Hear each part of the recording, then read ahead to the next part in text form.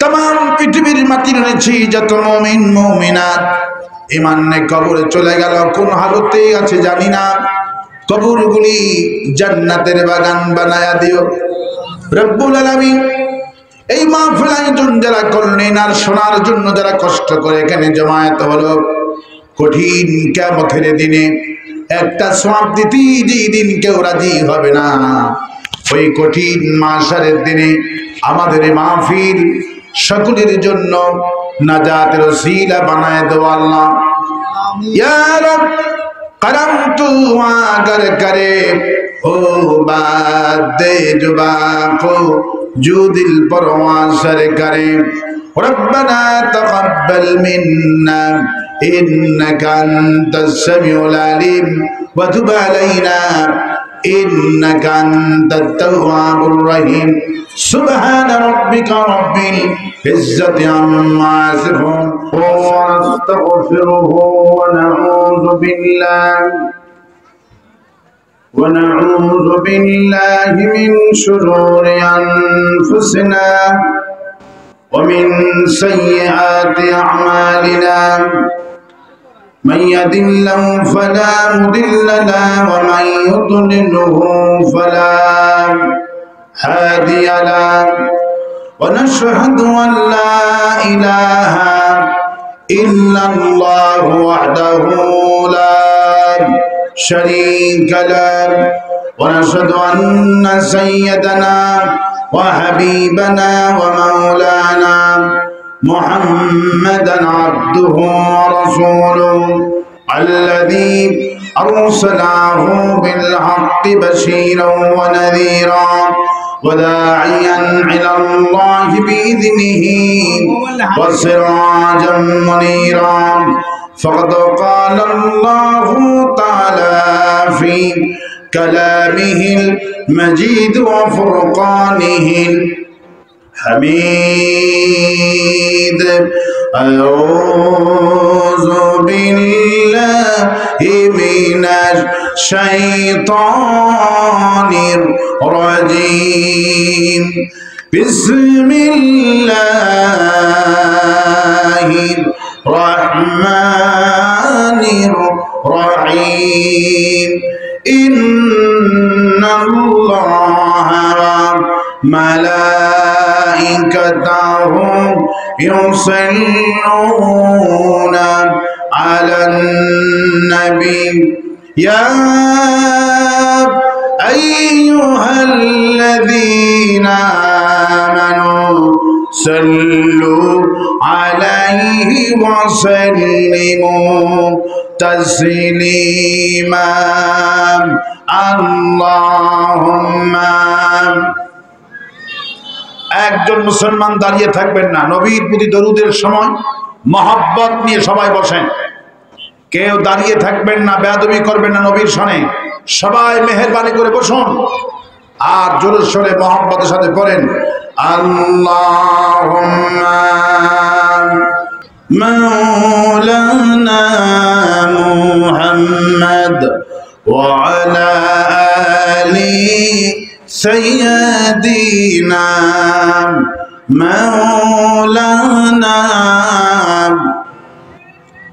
بلغ العلا بكماله كشف الدجى بجماله حسنت جميع خصاله صلوا عليه اے تیری معراج تھی کہ تو لمحہ قلم تک پہنچا اور میری معراج ہے کہ میں تیرے قدم تک پہنچا بلغ العلا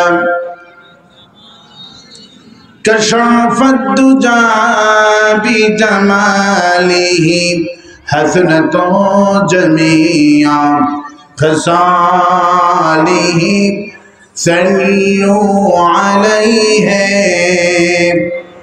نچیما جان بتها زرق جهوا علم محمد خبرق بلغ العلا بكماله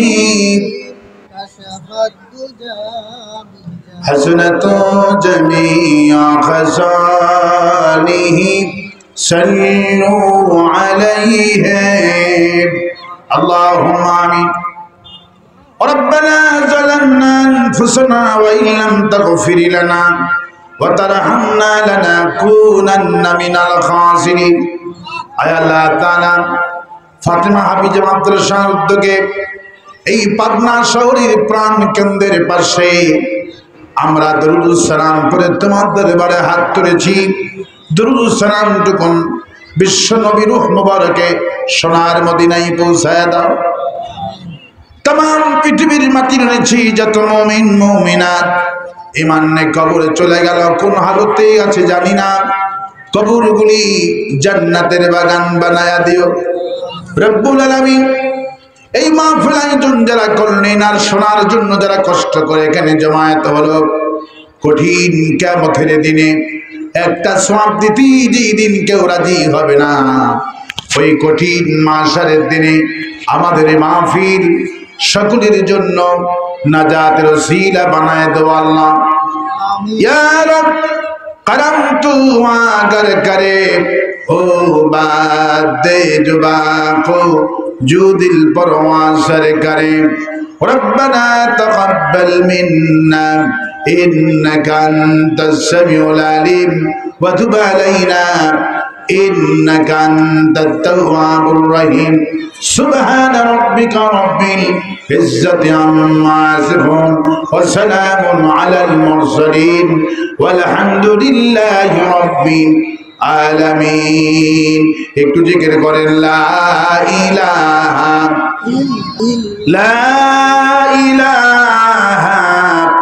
ইল্লাল্লাহু মুহাম্মাদুর রাসূলুল্লাহ। মঞ্চপুষ্ট ওলামা হযরত, আমার সামনে বসা কোরআন পাগল মুসলমান ভাইরা, বদরার আয়েশার উত্তরসূরি, খাদিজার উত্তরসূরি, আমার সম্মানিতা মা এবং বোনেরা, আসসালামু আলাইকুম ওয়া রাহমাতুল্লাহ। আমরা মহান আল্লাহ রব্বুল ইজ্জাতুল জালালের দরবারে লাখো কোটি শুকর আদায় করছি, যিনি দয়া করে মেহেরবানি করে কোরআনে কারীম শোনার তৌফিক এনায়েত করেছেন। সেই রবের দরবারে প্রাণ খুলে শুকর আদায় করছি, সকলে পড়ছি আলহামদুলিল্লাহ। সবাই পড়ছি রব্বানা লাকাল হামদ হামদান কাসীরান তাইয়্যিবান মুবারাকান ফীহি ইয়া রাব্বি লাকাল হামদু কামা ইয়ানবাগি লিজালালি ওয়াজহিকা ওয়া আযীমি সুলতানিকা। আল্লাহুম্মা আতি নাফসি তাকওয়াহা আনতা ওলিউহা ওয়া মাওলাহা ওয়া খায়রা মান যাক্কাহা। লাখো কোটি দরুদ সালাম মানবতার মহান শিক্ষক সৈয়দুল মুরসালিন রাহমাতুল লিল আলামিন, বিশ্বনবী বিশ্বনেতা জনাব মুহাম্মদ রাসূলুল্লাহ সাল্লাল্লাহু আলাইহি ওয়াসাল্লাম। উপস্থিত আমার সামনে পাবনাবাসী, কোরআনে কারীম শুনতে আসতে পেরে খুশি না বেদার? খুশি। কারা কারা খুশি নাই হাত তুলে দেখান। আপনারা খুশি আছেন ঠিকই, ঠেলার চোটে হাত উঠে গেছে, ভুলে হাত উঠে গেছে, ঠিক কি না? আল্লাহ পাক ভুল জিনিসটা কবুল করেন না। সুবহানাল্লাহ। নবী করিম সাল্লাল্লাহু আলাইহি সাল্লাম বলেছেন, কোন মানুষ যদি রমজান মুবারকে রোজা রেখেছে, যদি পেট ভরে ভুলে খায়, আল্লাহ পাক বলছেন তার রোজার কোনো কমতি হবে না, ঘাটতি হবে না। সুবহানাল্লাহ। যদি রোজার মাসে রোজা রেখে যদি পেট ভর্তি করে ভাত খায়, ভুলে খায়, আল্লাহ পাক বলছেন আমি বান্দা রোজার কোনোই কমতি করব না। সুবহানাল্লাহ, সুবহানাল্লাহ। তাহলে কি আল্লাহ পেয়েছি? সুবহানাল্লাহ বলবেন না? হাত ভুলে উঠে গেছে, এটা আল্লাহ পাক নেবেন না। আল্লাহ পাক অন্তর দেখবেন। আল্লাহ পাক কি দেখবেন? মানুষের মর্যাদা কি দিয়ে হয়? মানুষের মর্যাদা হয় অন্তর দিয়ে। এই জন্য আল্লাহ পাক বলছেন, ইন্না আকরামাকুম ইনদাল্লাহি আতকাকুম। আমার কাছে দাড়ি দিয়ে, টুপি দিয়ে, আমার কাছে জুব্বা দিয়া মর্যাদা বাড়বে না বান্দা। যে ব্যক্তি আমাকে ভয় করে চলবে তার মর্যাদা সাজিম পর্যন্ত পৌঁছে দিব। সুবহানাল্লাহ।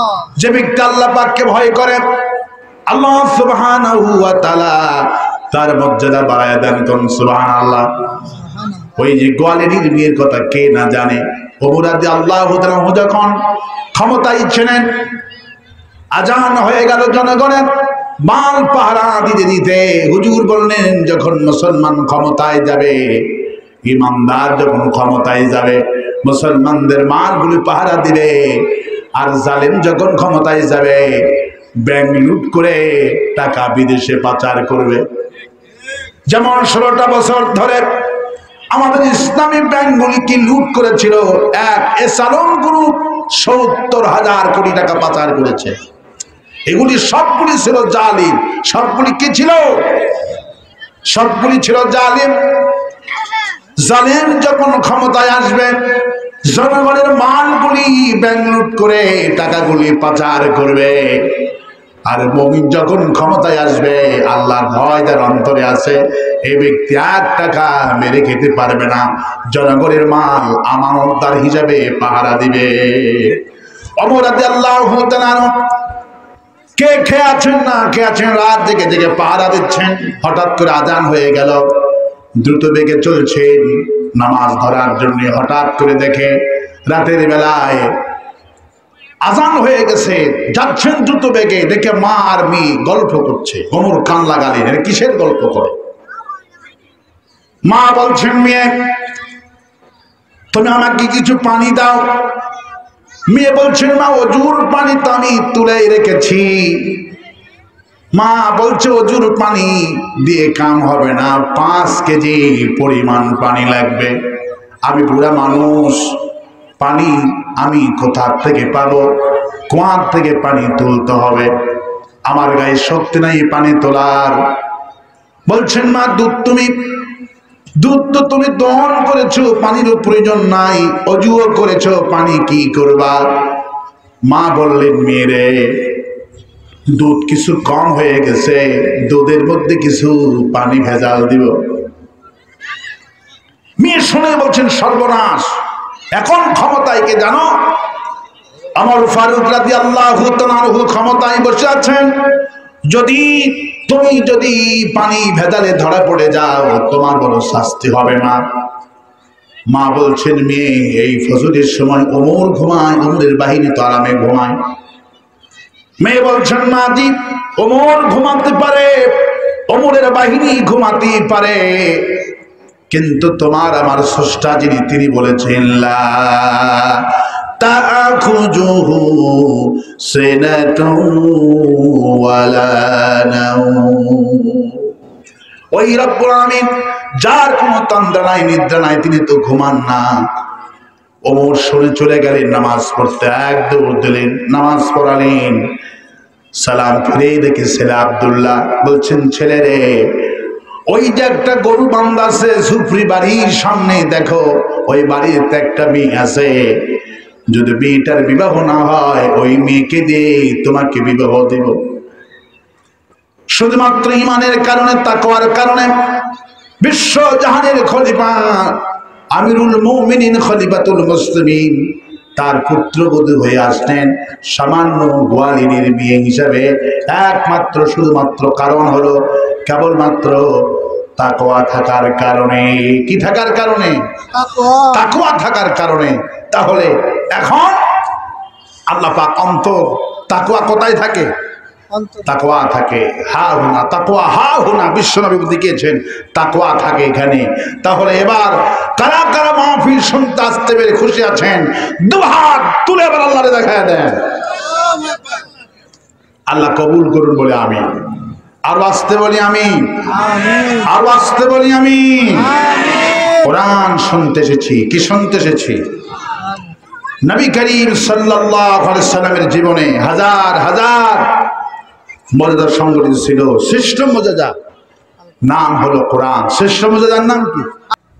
নবী করিম সাল্লাল্লাহু আলাইহি সাল্লামের জীবনে হাজার হাজার মর্যাদা ছিল। শ্রেষ্ঠ মর্যাদা তার নাম হলো কোরআন। তার নাম কি? তার নাম হলো কোরআন। আমরা কোরআন শুনতে এসেছি। আমি আপনাদেরকে কিছু জিজ্ঞাসা করব, আমরা কোরআন শুনতে কেন এসেছি এখানে বলেন? কেন কোরআন শুনতে এসেছি? কারণ কি? কেউ বলতে পারবেন কারণটা? আপনি কোরআন শুনতে কেন এসেছেন বলেন না একটা কথা। আল্লাহর খুশির জন্য। একজন একটা কথা বলেছে, অন্তপক্ষে তাও কাছাকাছি গিয়েছে, তিন সম্পর্কে জানতে। মাশাআল্লাহ, সুবহানাল্লাহ। অনেক আপনাদের জ্ঞান দেখতে পাচ্ছি। কোরআন শুনতে কেন এসেছি কে বলতে পারবেন বলেন একটা না কথা। যেটি বলবেন সেটি সওয়াব হবে। মনে মনে ভাবছেন বিপদে পড়ে যায় নাকি? অসুবিধা নাই, একটা কথা বললেই তো আল্লাহ আপনাকে সওয়াব দেবেই। একটু গবেষণা করেন না, কোরআন শুনে আমল করার জন্য। কিন্তু আমরা এখানে যে জন্য এসেছি সেই কথা অনেক আলে ওলামা বলেন না, অথবা কারো জীবনে নতুন শোনা হতে পারে। আসলে আমরা এসেছি এখানে যে তাফসীর মাহফিল আয়োজন করা হয়েছে এর মূল কারণ আজকে আপনাদেরকে শোনানো হবে। ওমা তৌফিক ইল্লা বিল্লাহ। আজকের এই মাহফিলের প্রধান অতিথি শামসুর রহমান শিমুল বিশ্বাস, আনিসুল হক বাবু, ইঞ্জিনিয়ার মাসুদ রানা, মিজানুর রহমান মিলন, এগুলো এসেছিল কেউ? এখনো কেউ আসে। আমরা কোরআন কারীম শুনতে এসেছি, কোরআন শুনতে এসেছি। কি শুনতে এসেছি বলেন? কোরআন শুনতে এসেছি। কেন শুনতে এসেছি? আপনারা আসল কথাটা আজকে আমি আপনাদেরকে কোরআনে কারীম থেকে শোনানোর জন্য এখানে এসেছি। আসল কথাটা আল্লাহ পাক বলবেন। আসল কথাটা আল্লাহ পাক বলছেন। আমার সাথে সবাই পড়েন, আউযু বিল্লাহি মিনাশ শাইতানির রাজীম, বিসমিল্লাহির রহমানির রহিম। في قلوبهم مرض فزادهم الله مرضا ولهم عذاب أليم بما كانوا يكذبون وإذا قيل لهم لا تفسدوا في الأرض قالوا إنما نحن مصلحون ألا إنهم هم المفسدون ولكن لا يشعرون। আল্লাহ পাক বলছেন, বান্দারে ফি কুলুবিহিম মারাদুন, তোমাদের অন্তরে আছে অসুস্থ। মানুষের অন্তরে হলো অসুস্থ, তোমাদের অন্তরটা হলো অসুস্থ অন্তর। এ কথা কে বলছেন? তোমাদের অন্তরে রোগ আছে। কি আছে? আপনার শরীরে যে রোগ হয় এই রোগগুলি সারার জন্য ওষুধ খেতে হয়। মানুষের অসুস্থতা এবং সুস্থতা দুই প্রকার, একটা হলো অন্তরের রোগ আর একটা হলো শারীরিক রোগ। শারীরিক রোগের ওষুধটা পৃথিবীর দোকানে পাবেন, আয়ুর্বেদিক পাবেন, হোমিওপ্যাথিক পাবেন। কবিরাজি পাবেন। পৃথিবীর সমস্ত চিকিৎসা বিজ্ঞানী শারীরিক ভাবে আছে, কিন্তু শরীর অসুস্থ হয়ে যদি আপনি মরে যান, ক্যান্সার হলো, ডায়াবেটিস হলো, ব্রেন ক্যান্সার হলো, লিভার ক্যান্সার হলো, চর্মরোগ হলো, যত রোগ হোক না কেন আপনি জাহান্নামী হবেন না। বরঞ্চ রোগ যদি আপনার বেশি হয়ে যায়, বিছানায় যদি পড়ে থাকেন, বুখারী শরীফে এসেছেন রাসূল কারীম সাল্লাল্লাহু আলাইহি ওয়াসাল্লাম বলেছেন, কোন মানুষ যদি অসুস্থ অবস্থায় বিছানায় থাকে আল্লাহ পাক তাকে মাসুম করে দেয়।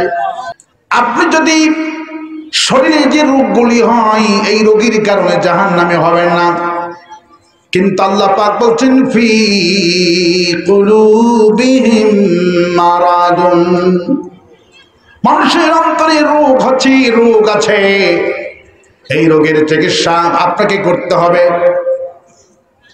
এই রোগের চিকিৎসা যদি আপনি না করেন জায়গাটা হবে জাহান্নাম। জায়গাটা কোথায় হবে? মানুষের যদি অন্তরে রোগ নিয়ে যদি কবরে যান, আল্লাহ পাক বলছেন জায়গা হবে জাহান্নাম। এই জন্য আল্লাহ সুবহানাহু ওয়া তাআলা মানুষকে অন্তরের রোগের ওষুধের নাম দিয়েছেন কোরআন। সুবহানাল্লাহ। وَنُنَزِّلُ مِنَ الْقُرْآنِ مَا هُوَ شِفَاءٌ وَرَحْمَةٌ لِلْمُؤْمِنِينَ وَلَا يَزِيدُ الظَّالِمِينَ إِلَّا خَسَارًا। আল্লাহ পাক বলছেন, বান্দারে তোমাদের যন্ত্রের রোগ হলো, আর এই রোগের ওষুধ হিসাবে আমি আল্লাহ কোরআন নাজিল করে দিয়েছি। সুবহানাল্লাহ। ওয়ালা ইয়াজিদুল জালিমিনা ইল্লা খাসারা। আর তোমার অন্তরে যে রোগ হলো, মুমিনদের জন্য হলো এই কোরআনটা হলো ওষুধ। আয়াতুহু যাদাতুহুম ঈমানাও ওয়া আলা রাব্বিহিম ইয়াতাওয়াক্কালুন। আল্লাহ পাক বলেন, বান্দারে মাহফিলে যা, আয়াতে কারিমা শুন, যত আয়াত শুনবি, যত কোরআন শুনবি, আমি তোর অন্তরে রসদগুলি ভালো বানায়া দেব। তাহলে অন্তরের রূপ ভালো করার জন্য পৃথিবীর কোন বিজ্ঞানী ওষুধ আবিষ্কার করে নাই। আপনার যত রোগ ওষুধ পাওয়া যাবে, ডিসপেন্সারিতে ওষুধ পাওয়া যাবে, এলোপ্যাথিক হোমিওপ্যাথিক যত ওষুধ পাওয়া যাবে, সবাই শারীরিক ওষুধ আবিষ্কার করেছে। অন্তরের ওষুধ যিনি মানুষ বানিয়েছেন, যিনি ওষুধটাও বানিয়েছেন, তিনি কোন? সুবহানাল্লাহ। তাহলে প্রতিটা মানুষ যে জাহান্নামী যাবে, এই জাহান্নামী যাওয়ার মূল কারণ হলো ফি কুলুবিহিম মারাদুন, তোমাদের অন্তর সময়ে আছে বেদি, তোমাদের অন্তর সময়ে রোগ আছে বেদি, অন্তর সময় আছে বেদি, অন্তর সময় আছে রোগ।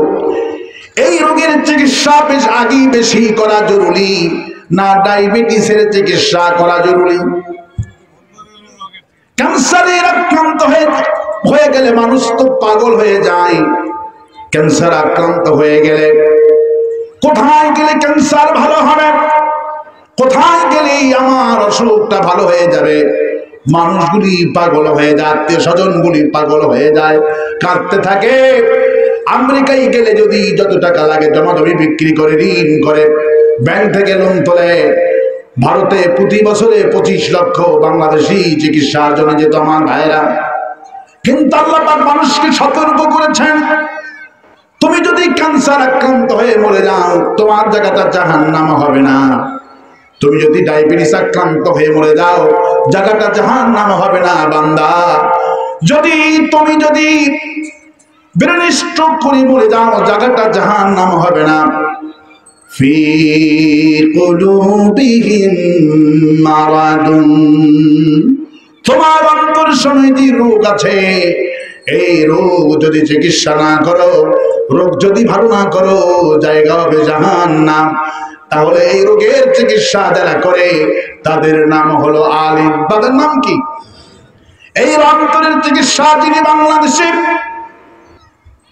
সুদীর্ঘ 50টি বছর মানুষের অন্তরের সময়ের চিকিৎসা করেছেন, তিনি আর কেউ নন, মরহুম শহীদ আল্লামা দেলোয়ার হোসেন সাইদি রাহমাতুল্লাহ আলাইহি হুজুর 50টি বছর ধরে মানুষের অন্তরের চিকিৎসা কোরআনে কারীম থেকে করেছে। কারণ আল্লামা সাইদি রাহমাতুল্লাহ আলাইহি মানুষকে যখন কোরআনে কারীম থেকে তাফসীর শোনাতো, লোকেরা তখন অন্তরের রোগগুলি ভালো হয়ে যেত। হিন্দু সঙ্গে সঙ্গে কোরআনটা বুঝে ঘোষণা করেছে লা ইলাহা ইল্লাল্লাহু মুহাম্মাদুর রাসূলুল্লাহ। একটু জিকির করেন লা ইলাহা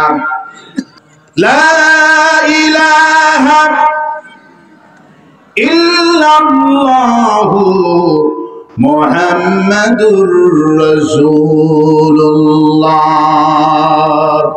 এই রোগের চিকিৎসা করেছেন শহীদ আল্লামা দেলোয়ার হোসেন সাইদি। কারণ এই রোগের চিকিৎসা সবচেয়ে বেশি জরুরি, আর এই রোগের যারা চিকিৎসা দেয় তাদের নাম হলো আলিম। আল্লাহ পাক বলেন ইন্নামা ইয়াখশাল্লাহ মিন ইবাদিহিল উলামা।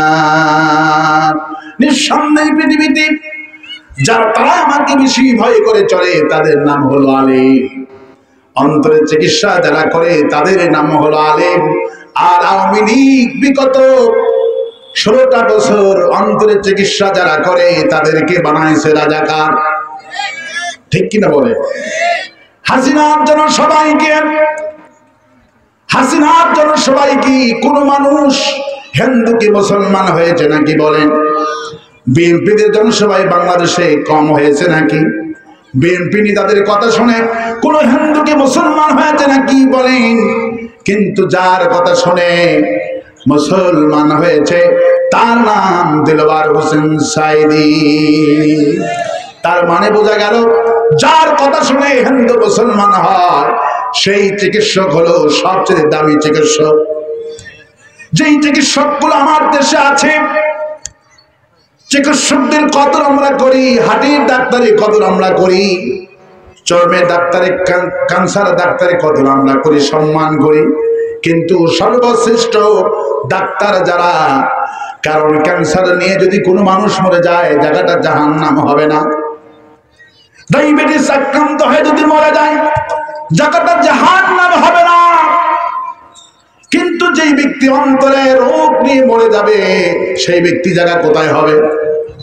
সেই ব্যক্তির জায়গা হবে জাহান্নাম। আর সেই জন্য আল্লাহ পাক সেই কথাই বলতেছেন, সবাই পড়েন ফি কুলুবিহিম মারাদুন। তোমাদের অন্তর সময় আছে বেদি, আর এই বেদি নিয়ে যদি বেদির চিকিৎসা যদি না করো, যদি তোমার অন্তরে যে রোগ হলো, তোমার ডায়াবেটিস হলে ডাক্তারের কাছে দৌড় মারো, ডাক্তারের কথা মতো চললে ডায়াবেটিস ভালো হবে। আর আল্লাহ পাক বলছেন বান্দারে তোমার অন্তরের রোগ ভালো করার জন্য আমি যে ফর্মুলা দিয়েছি আমার ফর্মুলা মোতাবেক তোমাকে কাজ করতে হবে। কোরআন পড়লেই রোগ ভালো হবে না। আল্লাহ পাক বলছেন রোগ ভালো হবে তাদের যারা ওয়ানুনাজ্জিলু মিনাল কুরআনি মা হুয়া শিফাউ ওয়া রাহমাতুল লিল মুমিনিন। এই মুমিনদের জন্য আমি রব্বুল আলামিন অন্তরের চিকিৎসার ওষুধ বানিয়ে দিয়েছি। ওয়ালা ইয়াজিদুন যালিমিনা ইল্লা খাসারা। যারা জুলুম করবে, যারা ক্ষমতায় থাকার পরে মানুষের প্রতি জুলুম করবে, কোরআনও পড়বে, জুলুমও করবে, আল্লাহ পাক বলছেন ওয়ালা ইয়াজিদুজ যালিমিনা ইল্লা খাসারা। জুলুমকারীদের জন্য অন্তরের রোগ ভালো হবে না। যে মানুষের মতো জুলুম করে, সম্পদ দখল করে, চাঁদাবাজি করে, সন্ত্রাসী করে, এই চাঁদাবাজি সন্ত্রাসীদের অন্তরে রোগ ভালো হবে। রোগ ভালো করতে হলে কোরআন করেছেন যিনি, সেই মহাবিজ্ঞানী আল্লাহ রাব্বুল আলামিন যিনি মানুষ সৃষ্টি করেছেন, আর রোগের ওষুধ আল্লাহ পাক কোরআনে দান করেছে। সূরা ফাতিহা থেকে নিয়ে নাস পর্যন্ত কোরআন যদি মেনে চলেন, কোরআন যদি বুঝে যদি চলেন, কোরআনের কর্মী যদি হতে পারেন, আল্লাহ পাক বলছেন তাদের রোগ আমি আল্লাহ ভালো বানায় দিব। শুধু কোরআন শরীফ খতম করলেন কিন্তু কোরআনের শাসন মানলেন না। কোরআন শরীফ শুধু খতম করলেন, এই জন্য কবিকে সুন্দর করে বলেছেন, আমল কি কিতাবি থি দুআ কি किताब बना दिया, समझने की किताबी थी पढ़ने का किताब बना दिया। যেই কোরআনটা ছিল, যেই কোরআনটা ছিল সমাজ পরিবর্তন করার জন্য, রাষ্ট্র পরিবর্তন করার জন্য, এই কোরআনকে মূর্খের গোষ্ঠীরা খতমের কিতাব বানাইছে। মরার পরে কোরআন বিরোধী মরে গেল, কোরআন বিরোধী মরে গেল। চতুর্দিকে মাদ্রাসা থেকে হাফেজ সাহেবদেরকে নিয়ে যে খতম করাচ্ছে। বলেন তো, মরার পরে যেই লোকটা জীবন্ত অবস্থায় কোরআন মানলো না, কোরআনের শাসন বিশ্বাস করলো না, কোরআন যেমন চালালো না, মৃত্যুর পরে কোরআন শরীফ খতম করলে চার পয়সার কোনো ফায়দা নাই। বলেন তো, মরার পরে যেই লোকটা জীবন্ত অবস্থায় কোরআন মানলো না, কোরআনের শাসন বিশ্বাস করলো না, কোরআন যেমন চালালো না, মৃত্যুর পরে কোরআন শরীফ খতম করলে চার পয়সার কোনো ফায়দা নাই। কিন্তু আমার দেশে মুসলমান কোরআন না বোঝার জন্য এই আমলটা করে থাকে। আত্মীয় স্বজনগুলি এতিমখানায় খাওয়ায়, গরু মহিষ জবাই করে, চল্লিশা করে, কত কি করে, কিন্তু যেই লোকটা মারা গেল যার জন্য করা হচ্ছে, ইনি ছিলেন কোরআন বিরোধী। ইনি কি বিরোধী ছিলেন? নিজেই ছিল কোরআন বিরোধী। যে লোকটা কোরআন বিরোধী ছিলেন, তাম পৃথিবীর মানুষ যদি দোয়া করে, ওই কোরআন বিরোধীর কোনো ফায়দা হবে না। আল্লাহ পাক সেই জন্য বলছেন, আলাকাদ آتيناك سبعا من المثاني والقرآن العظيم। হে নবী, আমি তো আপনাকে কোরআনে কারীম দিয়েছি, আর সেই সঙ্গে আমি আপনাকে সাবআন মিনাল মাসানি, 7টি আয়াত বিশিষ্ট একটা সূরা দান করেছি। অসুস্থ হওয়ার জন্য সবচেয়ে বড় ফজিলতের সূরা সাবআন মিনাল মাসানি বলা হয়েছে সূরাতুল ফাতিহাকে। সুবহানাল্লাহ বলে। মানুষের অন্তরে রোগ হলে, অন্তরের রোগ হোক আর শারীরিক রোগ হোক, উভয়ের কাজ করে সাবআন মিনাল মাসানি আল কোরআন আল আযীম। হে রাসূল, আমি তো আপনাকে কোরআন দিয়েছি এবং সেই সঙ্গে সূরাতুল ফাতিহা দিয়েছি। এটা যদি কোনো রোগীকে দিকে রোগ ভালো হয় না, ডাক্তারগুলি রোগ চিনতেই পারছে না, ডাক্তার কম্পিউটার রোগ নির্ণয় করতে পারছে না, 41 দিন পর্যন্ত যদি কোনো রোগীকে সূরাতুল ফাতিহা দম করে পুড়ে ফু দেয়, আল্লাহ পাক তাকে শাফা দান করে দিবে। সুবহানাল্লাহ। নবী করিম সাল্লাল্লাহু আলাইহি ওয়াসাল্লাম আরেকটা ভাবে চিকিৎসা করতেন, সেটা হলো রাসূল করিম সাল্লাল্লাহু আলাইহি ওয়াসাল্লাম মগে করে নিয়ে ফজরে ওযু করতেন, এবং সেই ওযুর পানি রাসূল সাল্লাল্লাহু আলাইহি ওয়াসাল্লাম ওযু করে ওযুর পানি যে বাঁচতো, সেই ওযুর পানিগুলি বিশ্বনবী সাল্লাল্লাহু আলাইহি ওয়াসাল্লাম খাতেন, আর বলতেন ওযুর পানি মগে করে নিয়ে তোমরা করো, আর যেই ওযুর পানি বাঁচবে এই ওযুর পানি হলো সবচেয়ে সাফা। সুবহানাল্লাহ। কিছু ভাইজি দেখি দাঁড়ায় আছেন, আপনারা বসেন, হয় বসবেন না হলে চলে যাবেন, এখানে দাঁড়িয়ে থাকার স্থান নয়। তামাশা করছেন কেন আপনারা? হয় বসবেন না হলে চলে যাবেন। গেটে বসে থেকে তামাশা দেখার মঞ্চ এটা নয়, এটা হলো কোরআনের মাহফিল, ঠিক কিনা? গেটে একজন দাঁড়িয়ে থাকেন, হয় কোরআন শুনবে না হলে চলে যাবে। তামাশা করার জায়গা এটা নয়, তামাশা করার সুযোগ আমরা দিব না। 16 বছর অনেক তামাশা হয়েছে, ঠিক কিনা বলেন? আর তামাশা হবে না। এখন বাংলাদেশ হবে কোরআনের বাংলাদেশ। আল্লাহ রাব্বুল আলামিন এই কোরআনে কারীমকে আল্লাহ পাক সে কথা বলছেন। কোরআন শুধু খতম নিয়ে পাড়াপাড়ি, কোরআন খতম করলে আবার কোরআনদের শুধু তেলাওয়াত করে, আবার তেলাওয়াত করলে রূপ ভালো হবে না। আল্লাহ পাক অন্যত্রে বলেছেন, আফালা ইয়াতাদাব্বারুনাল কুরআনা আম আলা কুলুবিন আকফালুহা। আমি যে কোরআন শরীফ তোমাদেরকে দিলাম, শুধু খতম নিয়ে ব্যস্ত আছো। আফালা ইয়াতাদাব্বারুনাল কুরআন, কোরআন নিয়ে চিন্তা ভাবনা করো, গবেষণা করো।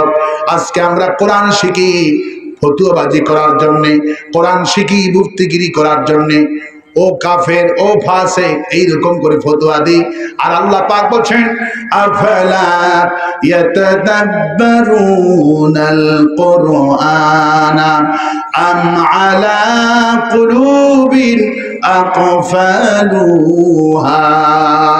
কেন তোমরা কোরআন নিয়ে গবেষণা করছো না, কোরআন নিয়ে চিন্তা ভাবনা করছো না? কোরআনকে নিয়ে যদি চিন্তা ভাবনা করেন, গবেষণা করেন, 1 মিনিট যদি যারা কোরআন নিয়ে গবেষণা করলো, 1000 বছর ধরে নফল নামাজ পড়ে যেই সওয়াব, 1 মিনিট যারা কোরআন নিয়ে গবেষণা করলো, আল্লাহ পাক সেই সওয়াব আল্লামায় দিয়ে দিবে। শুধু কোরআন শরীফ খতম করলে রোগ ভালো হবে না, কোরআন শরীফকে নিয়ে গবেষণা করতে হবে। কারণ গবেষণা যারা করে তারাই হলো বিশ্বের উন্নত। সুবহানাল্লাহ বলেন। আজকে আমেরিকা যে উন্নত হচ্ছে, তারা যে আজকে গোটা বিশ্ব কন্ট্রোল করছেন, ম্যানহাটন তাদের মোবাইল সেন্টার, তাদের গুগল অফিস, তাদের ফেসবুক ওয়েবসাইট, লোকেশন গোটা বিশ্বতে দখল করছে। আমেরিকা যার সৃষ্টি করেছে, যা পেয়েছে, ওরা বলছেন ইয়াসিন ওয়াল কুরআনিল হাকীম। সুবহানাল্লাহ। বিজ্ঞানগুলি বলছেন আমরা যা পেয়েছি বিজ্ঞানময় কোরআন থেকে পেয়েছি। আল্লাহ পাক বলছেন, আফালা ইয়াতাদাব্বারুনাল কুরআন, কোরআন নিয়ে গবেষণা করো, কোরআন নিয়ে চিন্তা ভাবনা করো। আমরা কোরআন নিয়ে ভিক্ষা করি, কোরআন নিয়ে কালেকশন করি, আর আমেরিকার কোরআন নিয়ে গবেষণা করে। আমেরিকার কোরআন গবেষণাগার হলো 39টি কেন্দ্র। আল্লাহু আকবার বলে। তাদের 39টি কেন্দ্র আছে, শুধু কোরআন গবেষণাগার আছে।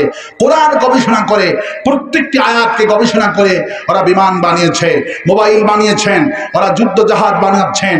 আজকে লোকেশন, গোটা বিশ্বের লোকেশন আমেরিকাদের হাতে।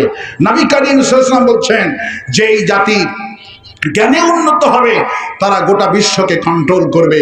পৃথিবীতে আমেরিকার চাইতে বর্তমান জ্ঞানী কেউ নাই। ওরা, আপনি মোবাইল কথা বলছেন, এই কথাটা চলে যাচ্ছে ম্যানহাটনে, তারা ম্যানহাটন থেকে গোটা বিশ্ব কন্ট্রোল করছে। আপনার বাড়ির লোকেশন ওবায়দুল কাদের সাহেব যখন বললেন, আর হাসিনা যখন বলল যে আমেরিকাতে আমাদের যাওয়ার দরকার নাই, আমেরিকার পক্ষে আমরা নাই, আমেরিকার বিরুদ্ধে নানান কথা বলতে লাগলো, তখন আমি ওবায়দুল কাদের বাড়িতে বসুরহাটে নোয়াখালী আমার মাহফিল ছিল, তার ভাই ছিলেন সভাপতি। আমি বললাম, দেখেন আমেরিকার সম্পর্কে কথা বলছে, ওবায়দুল কাদের আমেরিকার সম্পর্কে কতটুকু লেখাপড়া করেছে? আমি যতটুকু লেখাপড়া করেছি, গোটা বিশ্বের লোকেশন, গোটা বিশ্বের লোকেশন আমেরিকাদের হাতের মুঠায়। হাসিনা কত নম্বর বাড়িতে থাকে, কখন বের হয়, গোটা বিশ্বের লোকেশন আমেরিকাদের হাতের মুঠোর মধ্যে। আল্লাহু আকবার বলে। আপনি এখান থেকে চিটাগাং যাবেন, ফটিকছড়ি যাবেন, আপনি কুয়াকাটা যাবেন, কত কিলো রাস্তা, রাস্তার 2 ধারে কয়টা মসজিদ, কয়টা বাজার, সব কিছু লোকেশন আছে। আল্লাহু আকবার বলে। আমি মাঝে মাঝে লোকেশন যখন ক্লাস করি, মাথা আমার নষ্ট হয়ে যায়। আল্লাহ বলছেন,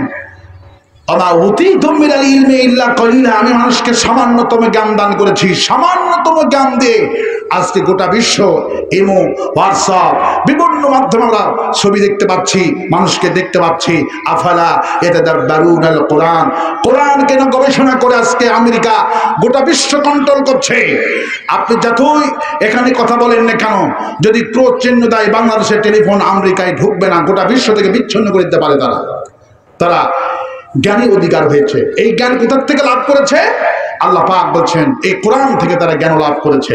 আমেরিকার বিজ্ঞানগুলি স্বীকার করছে আমাদের গুগল হ্যাক করবে, যারা চীন সম্পর্কে তারা আতঙ্ক ছিল, এখন চীনকে ছেড়ে দিয়েছে। এখন তারা এই বছরের লেটেস্ট খবর হলো, তারা বলতেছেন আমাদের গুগল, আমাদের সমস্ত মিনহাটনের মোবাইল সেন্টার হ্যাক করবে আফগানিস্তানের মুজাহিদরা। আল্লাহু আকবার বলে। কারণ কোরআন যাদের কাছে থাকে তারাই হলো গোটা বিশ্বের মাতবর। বর্তমান আফগানিস্তানে 3 বছর ক্ষমতায় যাওয়ার পর এমন এমন আত্মধনিক যুদ্ধ জাহাজ বিমান বানিয়েছেন, এমন গাড়ি আবিষ্কার করেছেন যা আমেরিকা চোখেও দেখেনি। আল্লাহ পাক বলছেন কোরআন আগামী বিশ্ব যেহেতু ইমাম মেহেদী আলাইহিস সালাম আসবেন, এই জন্য আল্লাহ পাক পৃথিবীকে সাজাচ্ছেন স্বৈর শাসকদের, কোরআন বিরোধীদের পতনের বছর হলো 24 সাল আর 25 সাল। পতনের বছর। আমার দেশের হাসিনা যেমন পতন হয়েছে, সিরিয়া আসাদ বাহিনীর পতন হয়েছে, ঠিক কিনা বলে? ভারতের পতন হওয়ার শুরু হয়েছে, ভারতের মধ্যে যুদ্ধ শুরু হয়েছে, ওদের মধ্যে ভাঙ্গন শুরু হয়েছে। আল্লাহ পাক ইমাম মেহেদী ঈসা আলাইহিস সালামকে আসার আগেই পৃথিবীটাকে আল্লাহ পাক পরিবেশ গঠন করে নেবেন, পৃথিবীকে সুন্দর করে মুসলমানদের কবজায় নেবেন। এই জন্য আল্লাহ পাক এগুলি সিস্টেম চালু করতেছে। আমাদের যা আমরা চেষ্টা চালিয়েছি, আমাদের কাছে কোনো ক্ষমতা নাই। আমাদের এই স্বাধীনতা, এই যে নির্যাতন থেকে আল্লাহ বাঁচিয়েছেন, সব প্রশংসা কার? কার প্রশংসা হবে?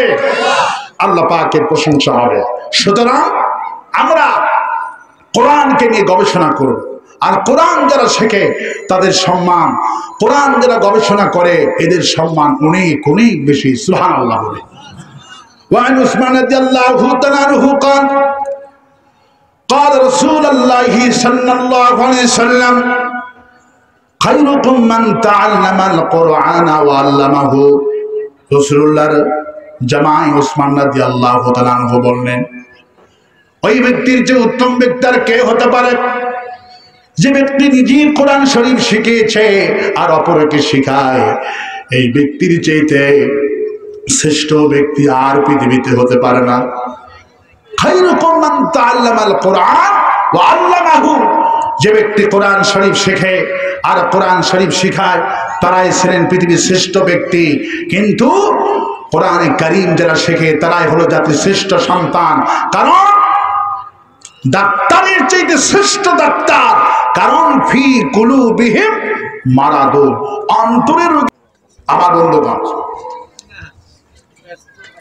আফালা ইয়াতাদাব্বারুনাল কোরআন। কোরআনকে নিয়ে চিন্তা ভাবনা করো, গবেষণা করো। কার কথা? আল্লাহ পাকের কথা। সুতরাং সেই কোরআনে কারীম, কারণ কোরআন গবেষণা করে কারা? গবেষণা করে আলেম ওলামারা। এই যে নবী করিম সাল্লাল্লাহু আলাইহি ওয়াসাল্লাম বলছেন খায়রুকুম মান তাআল্লামা কোরআন ওয়া আল্লামাহু।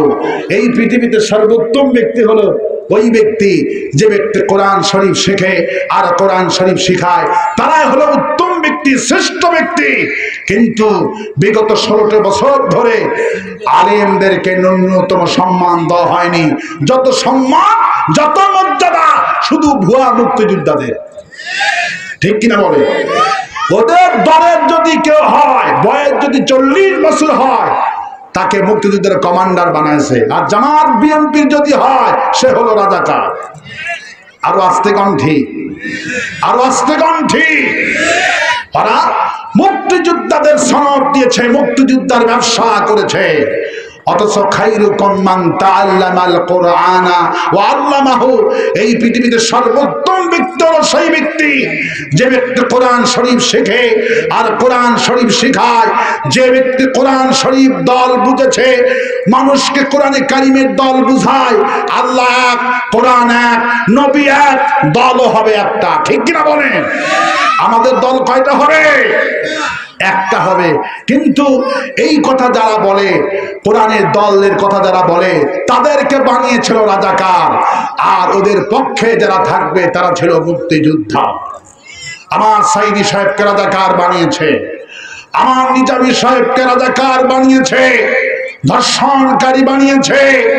ওরা যতই রাজাকার ধর্ষণকারী বানাক, আওয়ামী লীগের সার্টিফিকেটের জান্নাতে যাওয়া যাবে না। সার্টিফিকেট লাগবে কোরআন আর আল্লাহ, ঠিক কিনা বলে? আল্লাহ বলছেন ইন্নামা ইয়াখশাল্লাহ মিন ইবাদিহিল উলামা। হে জালিমেরা, তোমরা যতই আলেমদেরকে ধর্ষণকারী রাজাকার বানাও, আমি আল্লাহ সার্টিফিকেট দিচ্ছি, পৃথিবীর আলেমেরা আমি আল্লাহকেই বেশি ভয় পাই। সুবহানাল্লাহ। আলেমরা আল্লাহকে বেশি ভয় পায়, আলেমরা আল্লাহকে বেশি ভয় পায় যাদের মধ্যে ইন্নাল্লাযী লাইসা ফী জাওফিহি শাইয়্যুম মিনাল কুরআনি কাল বাইতিল কারীম। নবী করিম সাল্লাল্লাহু আলাইহি ওয়াসাল্লাম বলেন, যার অন্তরে কোরআন আছে তার অন্তরে সব আছে। কোরআন যাদের অন্তরে আছে তারাই হলো পৃথিবীর শ্রেষ্ঠ ব্যক্তি, শ্রেষ্ঠ মানুষ। কোরআন যারা শিখেছে, যত আলেম আছে, হাফেজ আছে, একজনের পিতামাতা বৃদ্ধাশ্রমে থাকে না। যাদের কাছে কোরআন নাই, এসপি, ডিসি, মন্ত্রী, এদের ছেলে মেয়েগুলি বৃদ্ধাশ্রমে পিতামাতাকে রাখে। আর আস্তে কণ্ঠে কোরআন যাদের কাছে থাকে তারা কখনো আল্লাহদ্রোহী হতে পারে না। কোরআন যাদের কাছে নাই তারাই হলো আল্লাহদ্রোহী। রাষ্ট্রের আইন যদি অমান্য করে সে হলো রাষ্ট্রদ্রোহী। আল্লাহর আইন যারা অমান্য করে এরা হলো আল্লাহদ্রোহী। আর আস্তে কণ্ঠে, আর আস্তে কণ্ঠে। আমার মূল বক্তব্যকে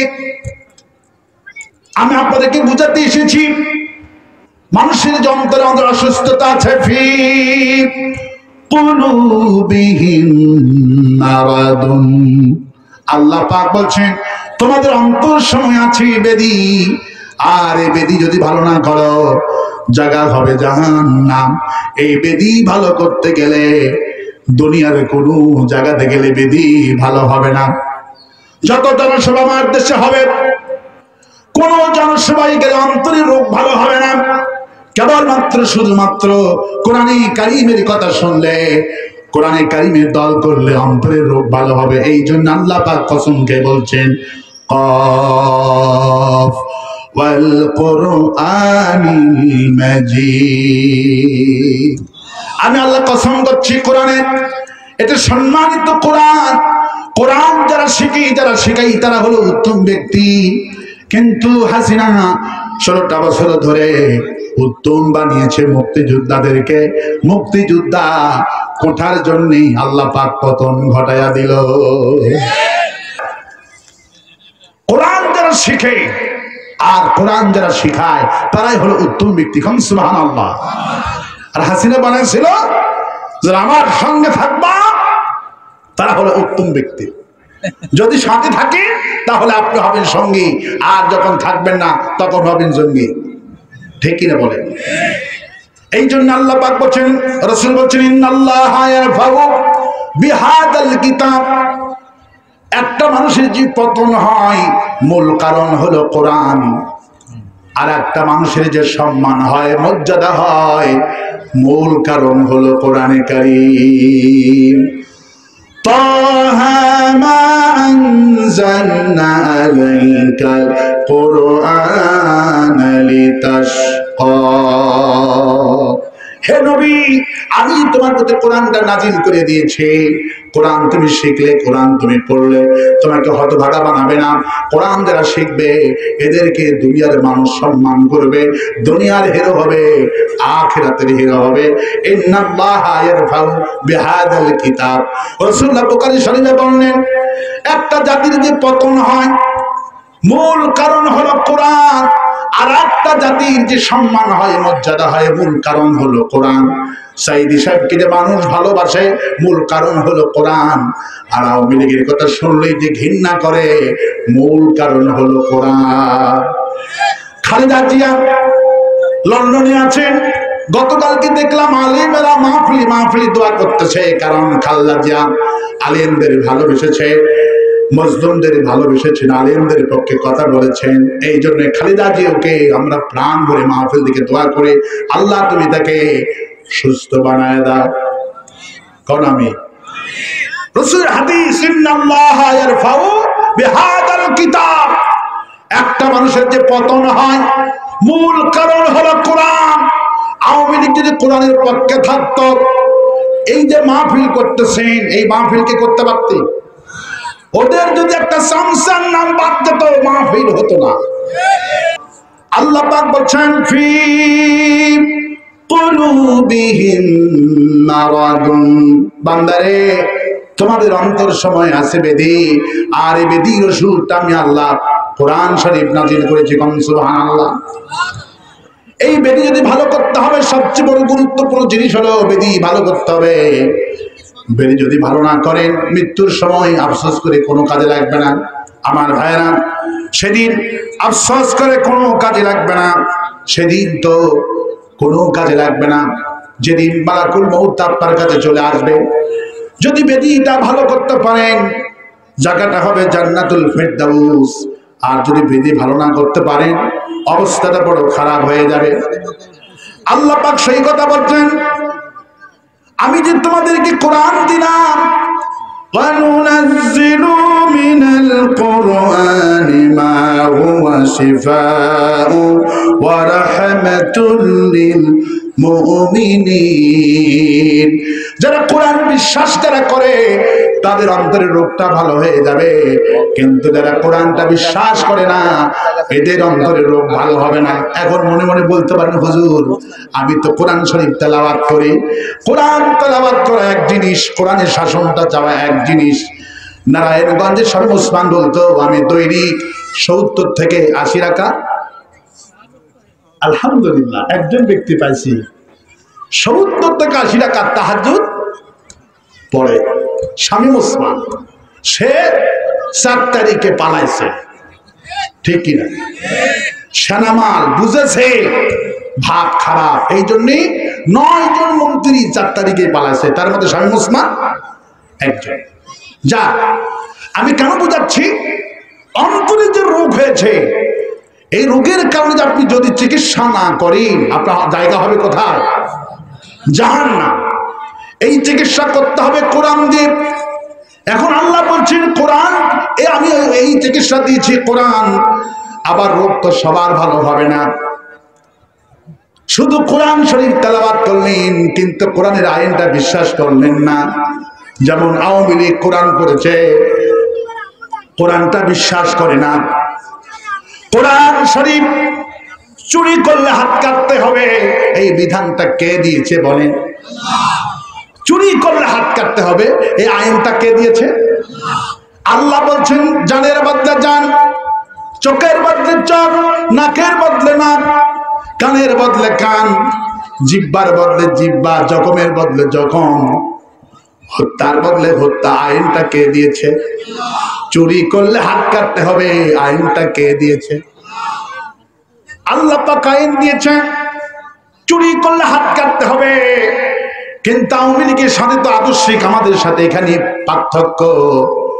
ওরা কোরআন শরীফ পড়ে, কিন্তু চুরি করলে হাত কাটা লাগবে এই আইন চায় না। বরঞ্চ যেই দলটা চুরি করা আইনটা চায়, এই দলের নেতাদেরকে ধরে ধরে ফাঁসি দিয়েছে। এখন বলেন তো, ফি কুলুবিহিম মারাদুন, বান্দারে তোমাদের অন্তর সময় আছে বেদি, আর এই বেদি তোমাদেরকে ভালো করতে হবে কোরআন দিয়া। তার মানে কি, আপনি শুধু কোরআন শরীফ সূরা ফাতিহা তেলাওয়াত করলেন ফজিলতের জন্য, রাতের বেলায় ইখলাস তেলাওয়াত করলেন। হুজুর বলেছেন, কোন মানুষ যদি রাতের বেলায় 3 বার পড়ে, আল্লাহ পাক কোরআন শরীফ খতম করলে যে সওয়াব, আল্লাহ পাক সেই সওয়াব আমুলনামায় দিয়ে দিবে। কিন্তু শুধু তো এটি হলো একটা কারণ, একটা হাদিস মাত্র, এর পেছনে অনেকগুলি কারণ আছে। হাদিসের আগা বুঝতে হবে, গোড়াও বুঝতে হবে। হুজুর বললেন, রমজান মাসে হুজুর বললেন, উম্মে মাকতুম যখন আযান দিবে, তখন তোমরা সিহরি খাইতেই থাকবা, সিহরি খাইতেই থাকবা। সাহাবা আজমাইন তাই করলেন, কিন্তু ভেজাল আছে এখানে, হাদিস বুঝতে হবে। হুজুর বলল, উম্মে মাকতুম যখন আযান দিবে তখন খাইতেই থাকবা, আর বিলাল যখন আযান দিবে তখন আর খাবা না। তার মানে হলো উম্মে মাকতুম রাদিয়াল্লাহু তাআলা আনহু তাহাজ্জুদের আযান দিত, তখন শবে সাদিকের সময় হয়নি। উম্মে মাকতুমে আযান দিলে তখন তোমরা খাইতেই থাকো, আর বিলাল আযান দিবে ফজরের আযান, বিলাল যখন আযান দেবে তখন আর সেহরি খাওয়া যাবে হাদিস বুঝতে হবে, না জেনে ফতোয়া দিলেই সর্বনাশ হয়ে যাবে আমার ভাইরা। কোরআন শরীফ এসেছে মানুষের অন্তরের রোগ ভালো করার জন্য। আল্লাহ পাক বলছেন ভালো রোগ কাদের হবে? যারা কোরআন পড়ে, কোরআনের শাসনটা চায়, নিজে কোরআন পড়ে, কোরআনের আইন চায়। জামাত ইসলামে কোরআন যেমন পড়ে, কোরআনের শাসনটা তেমন চায়। এই জন্যই এটাই হলো তাদের অপরাধ। আওয়ামী লীগ কোরআন পড়ে, কোরআনটা বোঝে না। হাসিনা পার্লামেন্টে বলল আমি প্রতিদিন কোরআন শরীফ পড়ি, ফজর সময় যাই নামাজ তালাশ করি, আর 12 মাসে আমি 12টা কোরআন শরীফ কমপক্ষে খতম করি। শামীম ওসমান বলল আমি 70 থেকে 80 রাকাত তাহাজ্জুদের নামাজ পড়ি। তাহলে ওই লোকটা যে এত নামাজ পড়লো, যেই দলের নেতারা এত নামাজ পড়লো, এত কোরআন শরীফ পড়লো, প্রত্যেকটি মাদ্রাসার সভাপতি ওরাই ছিল, মসজিদের সভাপতি ওরাই ছিল, মাহফিলে সভাপতি থেকে শুরু করে নিয়ে প্রধান অতিথি পর্যন্ত ওরাই ছিল, ঠিক কিনা? কিন্তু আমি বলি রাসূলের হাদিসটা কত সুন্দর। কোরআন যারা শিখে আর কোরআন যারা শেখায় তাদের সম্মানটা কে দিয়েছে? কোরআন যারা শেখে খায়রুকুম মান তাআল্লামাল কোরআন ওয়া আল্লামাহু, কোরআন যারা শেখে এদের সম্মান আমি আল্লাহ দিয়েছি। এরা হলো দুনিয়ার শ্রেষ্ঠ সম্মানী ব্যক্তি। আল্লাহু আকবার।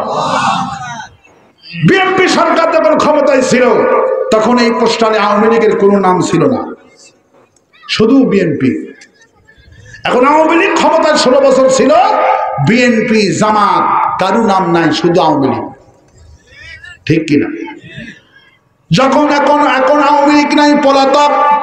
এখন শুধু বাম পাশে জামাত ইসলামের নাম, ডান পাশে বিএনপি। কথা বলেন না কেন? নাম বিএনপি যদি ক্ষমতায় আসে, ইসলামপন্থী যদি ক্ষমতায় আসে যায়, আওয়ামী লীগের নাম কিন্তু এই পোস্টারে থাকবে। আবার আওয়ামী লীগ আসলে বিএনপির নাম থাকবে। কিন্তু কোরআনে কারিমের যারা আলেম হয়, যারা কোরআনে কারিমের তাফসীর কারক যারা হয়, যারা বক্তা হয়, বিএনপির সময় আমরা ছিলাম প্রধান, আওয়ামী লীগের সময় আমরাও ছিলাম প্রধান। ক্ষমতায় যাই থাকুক, খায়রুকুম মান তাআল্লামাল কোরআন, ক্ষমতায় যারাই আসুক আমার কোরআনের আলিমরাই হবে শ্রেষ্ঠ। এই ডেটটাকে আমি দিয়েছি। আগে মাহফিলের ডেটটা কার থেকে নেওয়া হয়? আমার থেকে ডেটটা নিয়েছে আগে। আমি যেদিন দিয়েছি সেদিন ডেট দিয়েছি, তারপরে যতগুলি নেতা দেখতে পাচ্ছেন তারা সময় দিয়েছে। আমি ডেট যেদিন দিব, সময় আমি যেদিন দিব, আমার ডেটে এমপি মন্ত্রী দাবাত হয়। খায়রুকুম মান তাআল্লামাল কোরআন ওয়া আল্লামাহু, সর্বশ্রেষ্ঠ সম্মানী ব্যক্তি হলো আল্লাহ পাকের কোরআন যারা শেখে। আমাদের সম্মান কমাইতে পারবে না। আমরা ক্ষমতায় যেতে পারলেও 1 নম্বর, না যেতে পারলেও আল্লাহু আকবার বলেন। আমার বন্ধুগণ, ভয় পাওয়ার কোনো কারণ নাই। আমি আপনাদেরকে কোরআনে কারিমের চিকিৎসা করতে এসেছি, কারণ ফি কুলুবিহিম মারাদুন, মানুষের অন্তর সময় আছে বেদি, আর এই বেদি চিকিৎসা হলো কেবলমাত্র কোরআন। আমার উস্তাদ তাফসীর যেগুলির সম্রাট আল্লামা সাইদি রাহমাতুল্লাহ আলাইহি এই বাংলাদেশের মুসলমানদেরকে 50টি বছর সেই রোগের চিকিৎসা দিয়েছেন কোরআন থেকে। আমরাও তার ছাত্র হিসাবে প্রতিটা দিন মানুষকে কোরআনে কারিমের আহ্বান করছি, এসো যদি তোমার অন্তরে চিকিৎসা করতে চাও। পৃথিবীর কারো জনসভায় গেলে রোগ ভালো হবে না। ওয়ানুনাজ্জিলু মিনাল কুরআনি মা হুয়া শিফাউ ওয়া রাহমাতুল লিল মুমিনিন। যারা মুমিন, যারা কোরআনকে বিশ্বাস করে, আল্লাহ পাক বলছে এদের রূপটা ভালো হবে। কিন্তু মানুষের মধ্যে অনেক লোক আছে, এরা হলো মুনাফিক। কোরআন পড়ে, কোরআনের আইন চায় না, কোরআনের সমাজ চায় না। আল্লাহ পাক বলছেন ওয়া মিনান নাসি মান ইয়াকুলু আমান্না বিল্লাহি ওয়া বিল ইয়াউমিল আখির ওয়া মা হুম বিমুমিনিন। মানুষের মধ্যে কিছু লোক আছে না, ওয়া মিনান নাসি মান ইয়াকুলু আমান্না বিল্লাহ, মানুষের মধ্যে কিছু লোক আছে যারা বুকে থাবা দিয়ে ইমানের কথা বলে, আল্লাহর প্রতি ইমানের কথা বলে, রাসূলের প্রতি ইমানের কথা বলে। আল্লাহ পাক বলে ওয়া মা হুম বিমুমিনিন, এরা কিন্তু মুমিন না, এরা হলো মুনাফিক। এরা কি মুনাফিক? দেখতে চিনি দেখতে যেমন, লবণ দেখতে তেমন, হোমিওপ্যাথিক বড়ি দেখতে যেমন, ইউরিয়া সারও দেখতে। আপনি কথা বলেন না, আমি ওয়াজে কোনো মজা পাইলাম না। আমি ভারতে গেছিলাম কয়েকবার, ভারতে এইরকম ওয়াজে কোনো মজা নাই, কোনো কথা বলে না, শুধু বসে থাকে। আমি বলছি ভারতে যদি কোটি টাকাও দেয় আমি ভারতে ওয়াজ করতে যাব না, কারণ যে এলাকার লোকেরা হুনকার দিতে পারে ওখান থেকে যত হুনকার হবে এখানে বক্তার স্পিড বৃদ্ধি হবে। নিচের যে জনগণ চুপচাপ থাকে, মরা মানুষের কাছে কখনো ওয়াজ করে শান্তি পাওয়া যায় না। জীবন্ত মানুষ থাকতে হয়, দুইজন জন মুজাহিদ থাকে, মাহফিল লড়ে ফেলে দেয়, ঠিক কিনা বলে? কিন্তু দুইজন মুজাহিদ চিল্লাই না, কথা বলা, মরার মতো মনে হয় কবরস্থানে বসে আছে। আমি কোন কাপুরুষকে ওয়াজ শোনাই না, আমার ওয়াজ শুনলে জীবন্ত মানুষ মুজাহিদদের কান ওয়াজ শোনায়। সুবহানাল্লাহ বলে। আমার ভাইয়েরা, তাহলে কেন এসেছেন কোরআন শুনতে? অন্তরে রোগ ভালো করতে এসেছি, কিন্তু রোগ ভালো হবে কাদের? যারা কোরআন বিশ্বাস করে, যেটা আল্লাহর কিতাব। আমার কোরআন দিয়ে সমাজ চলবে, কোরআন দিয়ে রাষ্ট্র চলবে। চুরি করলে হাত কাটতে হবে, এই আইনটা কে দিয়েছে? রাসূল যখন কোরআনের দাওয়াত দিলেন, ইমানের দাওয়াত দিলেন, লোকেরা সমানই পড়ছে লা ইলাহা ইল্লাল্লাহ, লা ইলাহা, লা ইলাহা ইল্লাল্লাহু মুহাম্মাদুর রাসূলুল্লাহ। রাসূল যখন কালিমার দাওয়াত দিলেন, লোকেরা ঈমান আনলেন। হুজুর বলল, ঈমান তো আল্লাহ, চলো আমরা এখন কালিমার পার্লামেন্ট গঠন করি। চুরি করলে আল্লাহ যে হাত কাটায় কথা বলছে, চলো সেই আইন পার্লামেন্টে কায়েম করে। তখন তারা বলল, না, আমার তো শুধু কালেমা পড়ছি, শুধু কোরআন শরীফ খতম করব। আল্লাহ পাক তখন ওদের জন্য আরেকটা আয়াত নাযিল করে দিলেন, বিমা উনজিলা ইলাইকা ওয়া মা উনজিলা মিন ক্বাবলিক। এদেরকে বলেন, আমি যা নাযিল করেছি তোমার প্রতি, সমস্ত আয়াতের প্রতি ঈমান আনতে হবে। আমার উস্তাদ তাফসীর জগতের সম্রাট আল্লামা সাইদী রাহমাতুল্লাহ আলাইহি এই বাংলাদেশের মুসলমানদেরকে 50টি বছর সেই রোগের চিকিৎসা দিয়েছেন কোরআন থেকে। আমরাও তার ছাত্র হিসাবে প্রতিটা দিন মানুষকে কোরআনে কারিমের আহ্বান করছি, এসো, যদি তোমার অন্তরে চিকিৎসা করতে চাও, পৃথিবীর কারো জনসভায় গেলে রোগ ভালো হবে না। ওয়ানুনাজ্জিলু মিনাল কুরআনি মা হুয়া শিফাউন ওয়া রাহমাতুল লিল মুমিনিন। যারা মুমিন, যারা কোরআনকে বিশ্বাস করে, আল্লাহ পাক বলছে এদের রোগটা ভালো হবে। কিন্তু মানুষের মধ্যে অনেক লোক আছে, এরা হলো মুনাফিক। কোরআন পড়ে, কোরআনের আইন চায় না, কোরআনের সমাজ চায় না। আল্লাহ পাক বলছেন ওয়া মিনান নাসি মান ইয়াকুলু আমান্না বিল্লাহি ওয়া বিল ইয়াউমিল আখির ওয়া মা হুম বিমুমিনিন।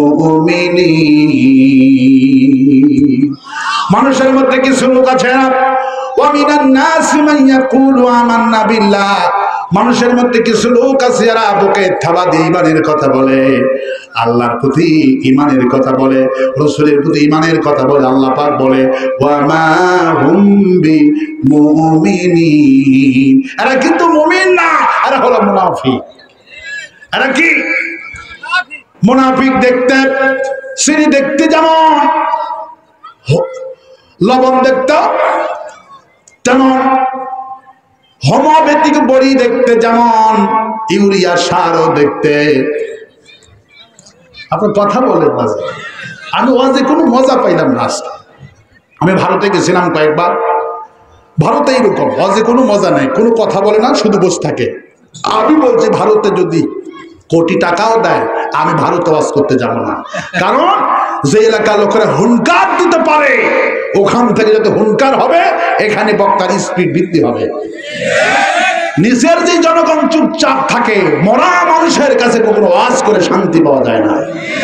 জীবন্ত মানুষ থাকতে হয়, দুইজন যদি মুজাহিদ থাকে মাহফিল লড়ে ফেলে দেয়, ঠিক কিনা বলে? কিন্তু দুইজন মুজাহিদ চিল্লাই না, কথা বলা, মরার মতো মনে হয় কবরস্থানে বসে আছে। আমি কোনো কাপুরুষকে ওয়াজ শোনাই না, আমার ওয়াজ শুনলে জীবন্ত মানুষ মুজাহিদদের কান ওয়াজ শোনায়। সুবহানাল্লাহ বলে। আমার ভাইয়েরা, তাহলে কেন এসেছেন কোরআন শুনতে? অন্তরের রোগ ভালো করতে এসেছি, কিন্তু রোগ ভালো হবে কাদের? যারা কোরআন বিশ্বাস করে, যেটা আল্লাহর কিতাব। আমার কোরআন দিয়ে সমাজ চলবে, কোরআন দিয়ে রাষ্ট্র চলবে। চুরি করলে হাত কাটতে হবে, এই আইনটা কে দিয়েছে? রাসূল যখন কোরআনের দাওয়াত দিলেন, ঈমানের দাওয়াত দিলেন, লোকেরা সমানই পড়ছে লা ইলাহা ইল্লাল্লাহ, লা ইলাহা, লা ইলাহা ইল্লাল্লাহু মুহাম্মাদুর রাসূলুল্লাহ। রাসূল যখন কালিমার দাওয়াত দিলেন, লোকেরা ঈমান আনলেন। হুজুর বলল, ঈমান তো আল্লাহ, চলো আমরা এখন কালিমার পার্লামেন্ট গঠন করি। চুরি করলে আল্লাহ যে হাত কাটায় কথা বলছে, চলো সেই আইন পার্লামেন্টে কায়েম করে। তখন তারা বলল, না, আমার তো শুধু কালেমা পড়ছি, শুধু কোরআন শরীফ খতম করব। আল্লাহ পাক তখন ওদের জন্য আরেকটা আয়াত নাযিল করে দিলেন, বিমা উনজিলা ইলাইকা ওয়া মা উনজিলা মিন ক্বাবলিক। এদেরকে বলেন, আমি যা নাযিল করেছি তোমার প্রতি, সমস্ত আয়াতের প্রতি ঈমান আনতে হবে। যদি কোরআনের প্রতি ঈমানটা না এনে, আল্লাহর প্রতি ঈমান আনাটা সহজ, নবীর প্রতি ঈমান আনাটা সহজ, কোরআনের প্রতি ঈমান আনাটা বড় কঠিন। কারণ কোরআন তেলাওয়াত করলে কেউ মারবে না, যখন কোরআনের শাসনটা চাবেন তখনই আপনাকে হত্যা করবে। আমার আল্লামা সাইদি হুজুর যদি পীর সাজতেন, আওয়ামী লীগের সবাই তার হাতে মুরিদ হইত, ঠিক কিনা বলেন? যদি পীর হইতেন, আওয়ামী লীগ তার হাতে মুরিদ হয়ে যেত। কিন্তু সাইদি হুজুর বুঝেছিলেন, ফি কুলুবিহিম মারাদুন, মানুষের অন্তর সময় আছে বেদি। এই বেদি ভালো করতে হলে শুধু কোরআন দিয়ে নামাজ পড়লে বেদি ভালো হবে না। কোরআন দিয়ে নামাজ পড়তে হবে যেমন, কোরআন দিয়া সংসদ চালাতে হবে তেমন। এই বেদিটা ভালো করতে হলে নামাজ পড়তে হবে কোরআন দিয়া, হজ করতে হবে কোরআন দিয়া, চোরের বিচারও করতে হবে কোরআন দিয়া। কিন্তু নামাজ পড়লো কোরআন দিয়া, হজ করলো কোরআন দিয়া, জীবনকে দুই ভাগ করেছে। কয় ভাগ করেছে? জীবনকে দুই ভাগ করলো। এক ভাগ হলো নামাজ, রোজা, হজ, যাকাত, আর এক ভাগ হলো রাজনীতি, অর্থনীতি, সমাজনীতি। রাসূল বলেছেন, যেই ব্যক্তি কালেমা পড়লো তার জীবনকে দুই ভাগ করতে পারবে না। জীবনকে দুই ভাগ করার কোনো উপায় নাই। কারণ যে ব্যক্তি কালেমা পড়েছে, যে ব্যক্তি ঈমান আনছেন, আল্লাহ পাক সেই জন্য বলছেন, কোরআন শুধু পড়লে ওদের যদি রোগ ভালো হবে না। আমি যা নাজিল করেছি তোমার প্রতি সবটুকুনি আইন মানতে হবে। চুরি করলে হাত কাটতে হবে, আইনটা কার? এখন আল্লাহর আইন যারা চায় সেই দলটাকে আপনি ব্যান করলেন। 1 তারিখে আওয়ামী লীগ জামাত ইসলামীকে নিষিদ্ধ করেছে, ঠিক কিনা বলে? জামাত ইসলামীকে 1 তারিখে নিষিদ্ধ করল। আল্লাহ সহ্য করতে পারলেন না, আমরা চোখের পানি ফেলে কেঁদেছি। আল্লাহর আইনের কথা যারা বলে, আল্লাহর আইন যারা চায়, সেই দলটাকে নিষিদ্ধ করলো। নজরুল্লাহর দল যখন 1 তারিখে নিষিদ্ধ করলো, আবু জাহেল নিষিদ্ধ করে দিল। রাসূলুল্লাহর দল রাসূলুল্লাহর বিজয় লাভ করেছে সোমবারের দিন। আল্লাহ পাক আমাদেরকেও সোমবারের দিন বিজয় লাভ করার তৌফিক দিয়েছে। রাসূলের দল যখন ব্যান করলো, নবীর মনটা খারাপ হয়ে গেল। আল্লাহ পাক হাবিবকে বলছেন, নবী মন খারাপ করবেন না, দল আপনার নয়, দলের মালিক আমি। ইউরিদুনা লিয়ুতফিউ নূরাল্লাহি বিআফওয়াহিহিম ওয়াল্লাহু মুতিম্মু নূরিহি ওয়ালাউ কারিহাল কাফিরুন। কাফেররা চেয়েছিল মুখের ফু দিয়ে আমার এই দিন কি নিবে দিবি, কোরআনের আলোকে নিবে দিবে। আল্লাহ পাক বললেন মুতিম্মু নূরিহি, এটা আমার লোক, যারা ফু দিবে তারা গোষ্ঠী শুদ্ধে পালায়া যাবে। বর্তমান 4.5 লক্ষ আওয়ামী লীগ পালাতো। ইসলামকে নিষিদ্ধ করতে গিয়া আজ আওয়ামী লীগ পালাতক হয়ে গেছে।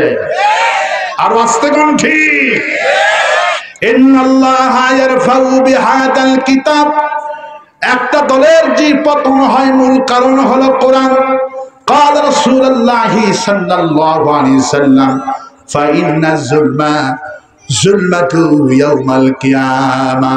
রাসূল বললেন যারা জুলুম করে এরা পালায়, দুনিয়াও ক্ষতিগ্রস্ত, আখিরাতেও তাদেরকে পাপ, তাদেরকে জুলুম তাদেরকে ঘিরে ফেলে দিবে। فإن الظلم ظلمة يوم القيامة, এরা জুলুম করেছে। আর আল্লাহ পাক বলেন ওয়ালা ইয়াজিদুজ জালিমিনা ইল্লা খাসারা। নিঃসন্দেহে যারা জুলুম করে, এই জুলুমবাজদের অন্তরে রোগ ভালো হবে না। এরা যখন কোরআন শোনে ওদের কলজার মধ্যে আগুন জ্বলে। দেখছেন আল্লাহর কথা, আল্লাহ বলছে ফি কুলুবিহিম মারাদুন, এই রোগ ভালো হবে মুমিনদের, যারা কোরআন বিশ্বাস করে, আমি যা নাজিল করছি কোন তর্ক করে না, নির্দ্বিধায় মেনে নেয়, এরা হলো মুমিন। রাসূল সাল্লাল্লাহু আলাইহি ওয়াসাল্লাম বুখারী শরীফে বলেছেন খাঁটি মুমিন কারা, যারা কোরআন পড়ে, যেমন কোরআনের শাসনটা সমাজে কায়েম হোক, এটার পিছনে এই দল, এই দলের কর্মী হয়ে সমর্থক হয়ে কাজ করে। তা সুবহানাল্লাহ। এদের দৃষ্টান্ত রাসূল বলছেন এরা হলো লেবুর মতো, লেবুর ঘ্রাণও সুন্দর, লেবু খাইতেও মজা। আর মুনাফিকেরা শুধু কোরআন শরীফ খতম করে কিন্তু কোরআনের শাসন চায় না। রাসূল বলছেন এরা হলো মাকাল ফল। কি ফল? মাকাল ফল, দেখতে সুন্দর। মুনাফিকেরা কোরআন খতম করবে কিন্তু কোরআনে কারিমের শাসন চাবে না। ঠিক কিনা বলেন? এই জন্যই একটা বই এখানে এসেছে, আমি সাদগায়ে জারিয়ার জন্য ঘোষণাটুকু দিচ্ছি। আল্লাহ পাকের পরিচয়, আল্লাহ পাকের দল কোনটি? শহীদ আল্লামা দিলওয়ার হোসেন সাইদি সাহেবের জীবনের শেষ লেখা কিতাব। সুবহানাল্লাহ বলে। শহীদ মওলানা দিলওয়ার হোসেন সাইদি মাত্র 40 টাকা হাদিয়া ঢাকা থেকে ভাইরা বইটা নিয়ে আসছে। আপনারা যাবার সময় নিয়ে যাবেন। 100টি আয়াত দিয়ে হুজুর এখানে সেট করেছে, মাত্র 32 পৃষ্ঠায় 100 আয়াত সেট করছে। সুবহানাল্লাহ বলে। এই বই পড়লে আপনারা বুঝতে পারবেন আল্লাহ অন্তরের রূপটা কাদের ভালো হবে আর কাদের ভালো হবে না। বিস্তারিত আল্লামা সাইদি 100 আয়াত সেট করে উনি বুঝিয়ে দিয়েছেন। আল্লাহ পাক যেন হুজুরের কবরটাকে জান্নাতের বাগান বানিয়ে দেয়, বলি আমি। আমার ভাইয়েরা, ওয়ালা ইয়াজিদুল জালিমিনা ইল্লা খাসারা। যারা জুলুম করে, যারা জুলুমবাজ, এদের নামটা কেউ নেবে না। এরা দুনিয়াও ক্ষতিগ্রস্ত, আখিরাতেও ক্ষতিগ্রস্ত। আর যারা কোরআন যারা পড়ে, ইন্নাল্লাযী লাইসা ফী জাওফিহি শাইউম মিনাল কুরআনিকাল কুরআনিকাল বাইতুল খারিব, যার অন্তরে কোরআন নাম, তার অন্তরে একটা বিরান বাড়ির মতো, সারা বাড়ির মতো। আল্লাহ পাক বলেন কফ ওয়াল কুরআনিল মাজিদ। আমি কসম করছি নবী, এই কোরআন অত্যন্ত মর্যাদাপূর্ণ কোরআন। সুবহানাল্লাহ। যারা কোরআনে হাফেজ হয় তাদের মর্যাদা কত বেশি। খায়রুকুম মান তাআল্লামাল কোরআন বলা হয়েছে। যে ব্যক্তি কোরআন শরীফ শিখলো আর যে ব্যক্তি শেখালো তাদের মর্যাদা কত। যারা আজকে পাকড়ি নিল, কিয়ামতের দিন এক একটা হাফেজের মাথায় নূরের টুপি পরানো হবে, বাপ মাওকে পরানো হবে। দুনিয়ার নবীরা পর্যন্ত অবাক হয়ে তাকিয়ে থাকবে, এরা কারা? আল্লাহ পাক বলবে এরা হলো তারা খায়রুকুম মান তাআল্লামাল কোরআন। কোরআন শরীফ নিজে শিখেছে, মানুষকে শিক্ষা দিয়েছে, কোরআনের দল করেছে, যেমন মানুষকে দল করার উদ্বুদ্ধ করেছে। যেমন সব হাফেজ হলেই কিন্তু নূরের টুপি পাবে না। অনেক হাফেজ আছে ফরিদউদ্দিন মাসুদের মতো শাহবাগে গিয়ে আল্লামা সাইদির ফাঁসি চায়, এই হাফেজগুলি জান্নাত পাবে না। এরা হাসিনার চামচা ছিল, অনেক হাফেজ সাহেব আছে না। হাসিনার পাঁচটা গোলাম মাদ্রাসায় হাসিনার নামে দোয়া দরুদ পড়তো, শেখ মুজিবের গুণগান গাইতো, এমন হাফেজ আছে না নাই? আল্লাহ পাক বলেছেন ওয়ালা তালবিসুল হাক্কা বিল বাতিল। যেই সমস্ত আলেম হাফেজরা জেনে বুঝে আল্লামা সাইদির ফাঁসি চেয়েছে, শাহবাগে গিয়েছে ফরিদউদ্দিন মাসুদ, এই ফরিদউদ্দিন মাসুদের বিচার আমরা চাই, একে গ্রেফতার করতে হবে। আওয়ামী লীগের সময় যে হাফেজগুলি চামচাগিরি করেছে, প্রকাশ্যে তওবা না করলে এদের ছাড় পাওয়া দেওয়া হবে না। আর বাস্তবন ঠিক। আল্লাহ পাক এই সমস্ত তেলমারা হাফেজদের সম্পর্কে বলছেন ওয়া আনতুম তাতলুনাল কিতাব, তোমরাই বুখারী পড়াও, তোমরাই কোরআন মুখস্থ করো, অথচ জেনে বুঝে জানো আল্লামা সাইদি নিরপরাধ, তার পক্ষেও শাহবাগে গিয়ে ফাঁসি চেয়েছো। এরা আলেম না জালেম? রাসূল বলেছেন ইন্নাল্লাহা ইয়ারফাউ বিহাদাল কিতাব, মানুষের যে সম্মান হয়, মর্যাদা হয়, কোরআনের জন্য সম্মান হয়। আল্লাহু আকবার বলেন। একটা আলিম পরশুদিন তিনি বলছেন, জামার খালা হঠাৎ করে আমাকে রাত 8টার দিকে ফোন দিল। আমি বললাম খালা কেমন আছেন? বলে বাবা আলহামদুলিল্লাহ ভালো আছি। খুশির খবর হলো এই, তোমার দুটি খালাতো ভাইয়ের আমার দুটি ছেলে একসঙ্গে, বড় ছেলের সকাল 8টায় হয়েছে মেয়ে, আর ছোট ছেলের বিকাল 5টায় হয়েছে ছেলে। সুবহানাল্লাহ। বাবা ছেলে এবং মেয়ের দুটি ইসলামিক নাম দাও। তখন আমি খুশি হয়ে গেলাম, আলহামদুলিল্লাহ পড়লাম। বললাম খালা ছেলে সন্তানের নাম রেখে দিলাম, আমার একটা পছন্দের খুব লোক এই বাংলাদেশে ছিল, খালা দেখেন তো নামটা পছন্দ হয় নাকি। বড় আপনার নাতি, ছেলে নাতির নাম রেখে দিলাম শহীদ আল্লামা দেওয়ার হোসেন সাইদি। খালা শুনেই বলতেছে বাবা আলহামদুলিল্লাহ, নামটা আমার খুব পছন্দ, আমি সাইদি হুজুরের 40 বছর ধরে ভক্ত। সুবহানাল্লাহ। এবার বলছে বাবা মেয়ে যে হয়েছে, মেয়ের নামটা রাখো। তখন বলছে খালা মেয়েটার নাম রেখে দিলাম হাসিনা। যখন বলছে হাসিনা, তখন খালা নাকি 30 সেকেন্ড কোনো কথা বলেনি, চুপচাপ। 30 সেকেন্ড পর বলছে বাবা তুই আলেম না জালেম? কই কেন? কই এই বাটপার মহিলার নাম কেন রাখছিস? বাবা হাসিনার ইতিহাস জানিস? কয় জানি। কয় ওগুলো নয়, আমাদের সামনে যে হাই স্কুল আছে, এই হাই স্কুলে 1 জানুয়ারি বই উৎসব, বই বিতরণ উপলক্ষে স্কুলের ম্যানেজিং কমিটি, অভিভাবক আয়োজন করেছে। হাজার হাজার লোক এসেছে। স্কুলের যে ফার্স্ট হয়েছে ক্লাস 8-এ পড়ার মেয়ে, 7 থেকে 8-এ উঠেছে, তার নাম ছিল হাসিনা। এই হাসিনা নামক মেয়ে যখন পুরস্কারটা নিতে গেছে, ছোট বাচ্চা থেকে নিয়ে একবারে 10ম ক্লাস পর্যন্ত সবাই হাততালি দিয়ে কইছে পালাইছে রে পালাইছে। এই মেয়েটা শরমে কিসের নিবে পুরস্কার, এক দৌড় দিছে বাড়ি। যে মাকে বলছে মা আমার নাম হাসিনা রাখছে কে? কয় তোর বাপ। কয় তোর বাপ কোথায়? কয় তোর বাপ তো পালাইছে। বাপ ছিল ইউনিয়ন পরিষদের চেয়ারম্যান, সেও হাসিনার লগে লগে পলাইছে। বলছে মা এই নাম রাখলে হয় গলায় দড়ি দিব, না হলে গ্যাসের ট্যাবলেট খাবো।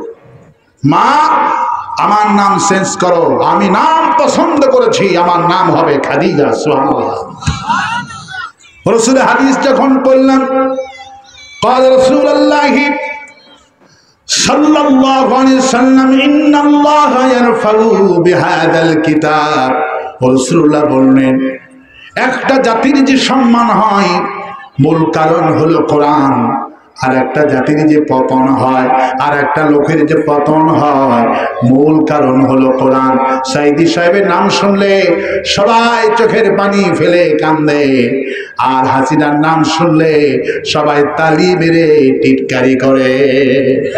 কারণ যারা ইমানদারদেরকে যারা মেরেছে, কোরআনের পাখিদেরকে যারা হত্যা করেছে, কোরআনের কর্মী ছিল বিলাল, কোরআনের কর্মী ছিল খাব্বাব, কোরআনের কর্মী ছিল সুমাইয়া। আবু জেহেল সুউচ্চ বিল্ডিং থেকে ইসলামিক আন্দোলনের কর্মীদেরকে মারার চেষ্টা করত। আমার সুমাইয়া আবু জেহেল কোরআনী আন্দোলন করার কারণে, কোরআনের শাসন চাওয়ার কারণে আবু জেহেল সুমাইয়াকে নিয়ে যাতে হত্যা করলো। আল্লাহ পাক আর সহ্য করতে পারলেন না। আবু জেহেল যখন মারা গেলেন, আবু জেহেলের সেই সুউচ্চ বিল্ডিং খানা আন্তর্জাতিক বাথরুম বানায় দিল। প্রায় 465টি টয়লেট হলো আবু জেহেলের বাড়িতে। আল্লাহ পৃথিবীর জালেমদেরকে দেখালি যারা আমার কোরআনের কর্মীদেরকে গায়ে হাত দিয়েছে, হত্যা করেছে, মেরেছে, তোমরা শিক্ষা গ্রহণ করো। বর্তমানে হাসিনা আন্তর্জাতিক ট্রাইব্যুনালের কাছে হাসিনার সমস্ত ভিডিওগুলি পৌঁছে গেছে। বিএনপির সালাউদ্দিন কাদের চৌধুরীর ব্যাপারে কিভাবে ট্রাইব্যুনালকে যেইভাবে এখান থেকে যা রায় দিত তাই ওখানে ঘোষণা করা হতো। সাইদি সাহেব, রিজাভী সাহেবের ব্যাপারে কি বক্তব্য দিয়েছে সমস্ত রেকর্ড ধরা পড়ে আছে। সমস্ত রেকর্ডগুলি আন্তর্জাতিক ট্রাইব্যুনালের কাছে এখন জমা পড়ে গেছে। আল্লাহ পাক বলছেন হাসিনা ইন্নাল্লাহা ইয়ারফাউ বিহাযাল কিতাব, যেই কোরআনে কারীমকে তুই তো নিজেই পড়লি না, মানলি না, বরং আল্লাহর আইন যারা চায়, কোরআনের শাসন যারা চায়, এই দলের কর্মীদেরকে হত্যা করেছিস, এদেরকে ফাঁসি দিয়ে মেরেছিস। আমি আবু জেহেলের বাড়িটাকে যেইভাবে আন্তর্জাতিক টয়লেট বানিয়েছি, হাসিনার গণভবনটা এখন বাথরুমে পরিণত হয়েছে। এখন কুকুর শিয়ালে পায়খানা করে, মানুষেরা পেশাব করে, গাঁজা খায়। এখন গণভবনটা বিরান বাড়ি হয়ে আছে। হাসিনার শাড়ি নিয়ে কেউ পড়ে, ঠিক কিনা পড়ে গণভবনে ইয়াদহাকুন। আল্লাহ বলছেন ওই জালেমরা তোমাদের দুঃখ, তোমাদের কষ্ট দেখে যেইভাবে হাসাহাসি করত, আমিও ঠিক ওদের এই এমন পতন এনে দিব। যেই লোকটার দাড়ি ছিল সালমান এফ রহমান দরবের বাবা, সব দাড়ি কামায়া নৌকায় উঠছে, ঠিক কিনা বলে? আল্লাহ পাক কোরআনে বলছেন ইয়াদহাকুন, তোমাদেরকে দেখি তোমরা যখন কোরআনী মিছিল করতা, তোমরা যখন স্লোগান দিতা, তোমাদের নেতার যখন ফাঁসি হতো, সাইদি সাহেব যেদিন মরে যায় আমরা কান্দি, আর ওরা মিষ্টি বিতরণ করে, হাসাহাসি করেছে। আল্লাহ পাক বলেছেন ইয়াদহাকুন, আমিও হাসার সময় করে দিব, অপেক্ষা করো। বাপের প্রথম যেই মাসে মেয়ের পতন হবে সেই মাসে ইয়াদহাকুন। এখন ওদের অবস্থা দেখে এখন টাকো কামরুল, ঠিক কিনা বলে? কালকে হেলমেট টেলমেট ফলাই দিয়া কয় টিটকারি মারো মিয়া। আমি বুড়া মানুষ, 4 তলায় কিভাবে যাব? মাসুদ সাইদি বলল আমার আব্বা কোরআনের মুফাসসির, যার হাতে 4000 মুসলমান কালেমা পড়ে মুসলমান হয়েছে, সেই সাইদির হাতে হ্যান্ডকাপ লাগা 5 তলায় তুলেছো মাসে 5 বার। কি জুলুম করেছো। এখন কামরুল্লাহ 4 তলায় উঠতে পারে না, পুলিশ দিছে পাছায় লাত্তি, ঠিক কিনা বলে? এখন পলক বলতেছে আমার দোষ নাই, হাসিনার বিচার চাই। আল্লাহ বলছে এই হলো জালেমদের পরিণতি। আল্লাহু আকবার বলে। কারণ ইন্নাল্লাহা ইয়ারফাউ বিহাদাল কিতাব, পতনের মূল কারণ হলো ওরা হলো কোরআনের দুশমন। পতনের মূল কারণ কি? কোরআনের দুশমনি করে অন্তরে যে রোগ হয়, এই রোগ ভালো হওয়া সম্ভব? ওয়ালা ইয়াজিদুল যালিমিনা ইল্লা খাসারা। যারা জুলুমবাজ, যারা জালিম, এই জালেমদের অন্তরে রোগ ভালো হবে না। ওরা কোরআন শুনলে আয়াতুহু জাদাতুহুম ঈমানা, যারা কোরআন বিশ্বাস করে, যারা কোরআনের কর্মী, কোরআনের কথা শোনার পরে এদের ইমানের স্পিরিট বৃদ্ধি হয়, সুবহানাল্লাহ। আর যারা জালিম ওদের অন্তরের মধ্যে রোগ হয়। কি হয়? রোগ তো আছেই, আল্লাহ বলে রোগ আরো বৃদ্ধি করে দেব, খাসারা, দুনিয়াও শেষ, আখিরাতও শেষ। ওদের রোগ ভালো হবে না। রোগ ভালো হবে যারা কোরআন পড়ে, যারা কোরআনের শাসন চায়, যারা কোরআন পড়ে, যারা কোরআনের শাসন চায়। আগামীর বাংলাদেশ কোরআন দিয়ে শাসিত হোক। আপনারা কি চান? কারা কারা চান তাদের রোগ ভালো হবে? আমি গ্যারান্টি দিচ্ছি, হাত তুলে দেখান আল্লাহরে। আল্লাহ হাতকে কবুল করুন। আনিসুল হক আজকে ভালো নেতা পাইছি, ইনিও কোরআন দিয়ে দেশ শাসিত হোক চায়, সুবহানাল্লাহ বলে। কারণ বিএনপি যারা করে অধিকাংশই কোরআনের পাগল ছিল, সুবহানাল্লাহ। ইসলামী মূল্যবোধ বিশ্বাসী আমরা। জি অবশ্যই। BNP deputy speaker Abdul Hamid Siddiqui বাড়ি ছিল নওগাঁ মহাদেবপুর। সাইদি সাহেবকে উনি দিনের বেলায় মাহফিলে নিল। আল্লাহ পাক, আমি তো সাইদির পাগল ছিলাম, আমি সেই মাহফিলে গেলাম। 4 লক্ষ লোক আটে একটা মাঠে, সুবহানাল্লাহ বলে। আব্দুল হামিদ সিদ্দিকী বলল, আমার এই মাঠে আমার ম্যাডাম আসছে, মাঠের অর্ধেকও ভরেনি। আর সাইদি সাহেব এই মাঠ মানুষ 4 লক্ষ মাঠ দিয়া আরো 4 লক্ষ রাস্তায়, সুবহানাল্লাহ বলে। বিএনপির লোকেরা আমাদের নেতাগুলির ভালোবাসত। আরেকটা মাহফিলে গেলাম, জমিরুদ্দিন সরকার স্পিকার, পঞ্চগড়, একদম তেতুলিয়া থানা, ব্যারিস্টার মোড় ওনার নামে একটা মোড় হয়েছে, সেখানে সাইদি সাহেবকে রমজান মাসে নিলেন ব্যারিস্টার জমিরুদ্দিন সরকার। উনিও তাই বললেন, রমজান মাসে লক্ষ লক্ষ লোক। সাইদি হুজুর বললেন, আপনি রমজান মাসে কি ব্যবস্থা করেছেন? জমিরুদ্দিন সরকার বলল, আমার সাধ্য মতো আমার মুসল্লিদেরকে আমি 2টা করে খেজুর দিব, সুবহানাল্লাহ। বিএনপির লোকেরা সাইদি সাহেবের পক্ষে ছিল, কোরআনের পক্ষে ছিল। আল্লাহ পাক বিএনপি দেরকে সহি কোরআনে কারিমের বুঝ দান করুন। বিএনপি আমার ভাই, আওয়ামী লীগ আমার ভাই। আমার টার্গেট সমস্ত মুসলমানদের অন্তরে রোগ ভালো করে সমস্ত মুসলমানদেরকে জান্নাতে নিয়ে যাব। ঠিক কিনা বলে? আওয়ামী লীগ আমার ভাই, ওদেরকে আমি জান্নাতে নিয়ে যাব। আমার মিশন, আমার ভিশন, আমার টার্গেট সমস্ত মুসলমানদেরকে কোরআন বুঝায়া, কোরআনের কর্মী বানায়া একসঙ্গে জান্নাতে যাব। আওয়ামী লীগ আমাদের মঞ্চে গালিগালাজ করেছে, আমার মঞ্চে আপনাদের টুকু শামসুল হক টুকু এত বড় ব্যান্ড, সাবেক স্পিকার, স্বরাষ্ট্রমন্ত্রীও ছিল মনে হয়, প্রতিমন্ত্রী, আমাকে ধুয়ে সাইদি সাহেবকে এমন গালিগালাজ করে আমার কলজা সহ্য হয়নি। এখন ধরা খেয়েছে যারা আল্লাহর ওলির নামে মিথ্যা কথা বলেছে, গালিগালাজ করেছে, তারাই ধরা খেয়েছে। আমার ভাইয়েরা, এত বড় বেয়াদব আমাদেরকে গালিগালাজ করেছে। ওরা 16 বছর গালি দিয়েছে, আমরা 16 সেকেন্ডও গালি দিব না। কারণ গালি দিয়ে মুসলমানদের মন দখল করা যায় না। এখন দখল করছে কেউ বাড়ি, কেউ দখল করছে বাজার, আর কোরআনের কর্মীরা মানুষের অন্তর দখল করছে।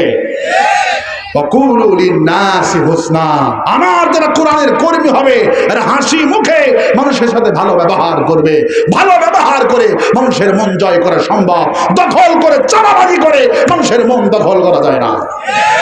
আর আসতে কম ঠিক, এই জন্যই দখল করতে হবে মানুষের মন। চাঁদাবাজি করে, জুলুম করে, ফায়সা কথা বলে অন্তরে দাগ কাটানো যায় না, মানুষের অন্তরে সাপোর্টিং করতে যায় না। যদি কাউকে কর্মী বানাতে চান, আপনাকে কোরআন যেইভাবে আপনাকে নির্দেশনা দিয়েছে সেইভাবে করে রহমানের বান্দা যারা হবে, এদের ভাষা হবে মিষ্টি।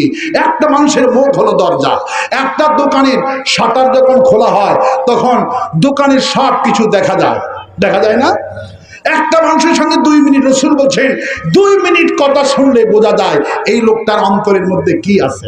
মুখ হলো অন্তরের দরজা, এটা খুললেই, কথা বললেই বুঝবেন এর মধ্যে কি আছে। আমি যে কথা বলছি, যারা জ্ঞানী তারা তো বোঝে হুজুরের মধ্যে কিছু হাদিস কোরআন আছে। ঘন্টার পর ঘন্টা বক্তব্য দেয়, কোরআন নাই, হাদিস নাই, শুধু কিচ্ছা মানুষকে শোনায়। কিচ্ছা শোনায়া ফি কুলুবিহিম মারাদুন, অন্তরের রোগ ভালো করানো যাবে না। মানুষের অন্তরের রোগ ভালো করতে হলে আহসানুল কাসাস, কোরআনের কিচ্ছা শোনাতে হবে। কারণ কোরআন ছাড়া অন্তরের রোগ ভালো করা সম্ভব নয়। প্রিয় বন্ধুগণ, পাবনাবাসী, এই পাবনার অনেক ইতিহাস। আল্লামা সাঈদীর প্রথম জীবনের মাহফিল এডওয়ার্ড কলেজে, ঠিক কিনা বলে? তার জীবনের মধ্যে আমি পড়েছি ছোটকালে। পাবনাকে আল্লামা সাঈদী অনেক ভালোবাসত, আমিও পাবনাকে অনেক ভালোবাসি। এই পাবনার মানুষ সবচাইতে ভাষা বাংলাদেশের সবচেয়ে সুন্দর যে জেলা, সেই জেলা হলো পাবনা। সুবহানাল্লাহ বলে। পাবনার পানি ভালো, পাবনার মানুষের মন ভালো, কিন্তু পাবনাতে পাবনার রুগী নাই, কিন্তু হাসপাতাল আছে এখানে, মেন্টাল হাসপাতাল, ঠিক কিনা? লোকেরা মনে করে সবাই পাবনায়, পাবনার লোক কিন্তু মেন্টাল নয়, ঠিক কিনা বলে? কারণ মেন্টাল হয় কারা? কোরআন যারা মানে না তারা হলো মেন্টাল। আমেরিকায় মেন্টাল হাসপাতালের সংখ্যা হলো 365টা। কয়টা? আমেরিকায় 365টা হলো ওদের পাগলা হাসপাতাল। কারণ ওরা আল্লাহ মানে না, কোরআন মানে না, এই জন্য জন্মের পাগলা হয়। আমার দেশের মুসলমান আল্লাহ বিশ্বাসী, কোরআনের বিশ্বাসী, এই জন্য পাগল কম। আমার দেশে বেশি না কম? আমার দেশে পাগলের সংখ্যা কম। সুবহানাল্লাহ বলে। কারণ রাসূল বলছেন যারা ওযু করে আল্লাহ পাক এদের মাথা এত সুন্দর করে ঠান্ডা করে দেয়। মান সাল্লা দাখালাল বারদাইন, যেই ঠান্ডা নামাজ ওযু করলো আল্লাহ পাক দাখালাল জান্নাহ, দুই জান্নাত আল্লাহ পাক তাকে প্রবেশ করায় দেবে। ফজর আর ইশার ওযু যারা করলো, নামাজ যারা পড়লো, আল্লাহ পাক তাদেরকে জান্নাত নসিব করবে। রাসূল বলছেন ওযু করে এদের মাথার ব্রেনটা ভালো থাকে। সুবহানাল্লাহ। এই জন্য আল্লাহর হুকুম যারা মানে এদের অন্তরও ভালো, শারীরিকও ভালো। সুবহানাল্লাহ বলে। আর আল্লাহর হুকুম যারা মানে না এদের শরীরটা হলো ডায়াবেটিস শরীর, ঠিক কিনা বলে? আল্লাহর আইন যারা মানে, ইমাম সাহেব, মুয়াজ্জিন সাহেব কত খাওয়া খায়। আমি আজকে মোষের গোস্ত খাইলাম, মুগরির গোস্ত খাইলাম, রুই খাইলাম, আরো কি কি খাইলাম জানো? আজকে ইদ্রিস ভাই কোথায়? আচ্ছা চলে গেছে। যিনি আমাকে দাওয়াত করেছেন ইসলামী ব্যাংকের অফিসার, উনি আমাকে নিজ হাতে তুলে তুলে খাওয়ালো। অনেক খাওয়াই আমরা, কিন্তু খাই যার, গোলামি করি তার। সুবহানাল্লাহ।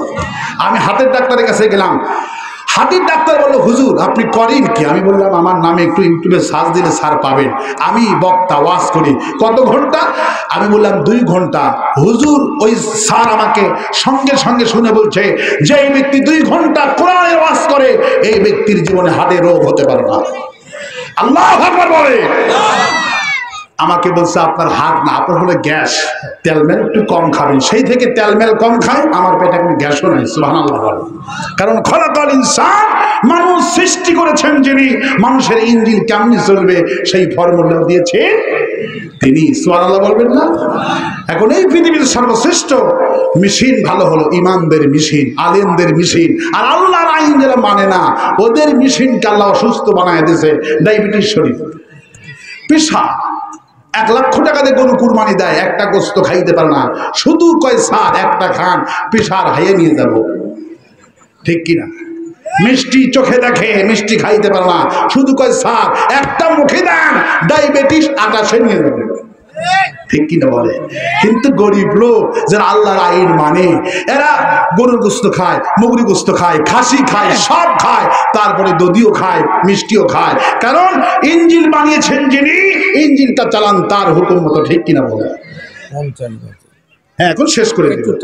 কিছু পয়সা পাতি দেয় দিক বাবু আমার নেতা। ওয়ামিম্মা রাযাকনাহুম ইউনফিকুন, হালাল ইজেক্ট থেকে আমরা অবশ্যই কিছু এখানে দিব। এই মাহফিলটা প্রতি বছর হোক। আপনারা কি চান? কারা কারা চান? তো হাত তুলে রাখা দেন। আল্লাহ কবুল করুন বলে আমি। আমাদের প্রিয় নেতা, এনার হাসি মাখা মুখটা আমার ভালো লাগছে। নেতা হওয়ার জন্য যে বৈশিষ্ট্য এনার মধ্যে আমি পেয়েছি, আল্লাহ পাক এনাকে সত্যি যেন ওমর রাদিয়াল্লাহু তাআলা আনহুর মতো কবুল করে।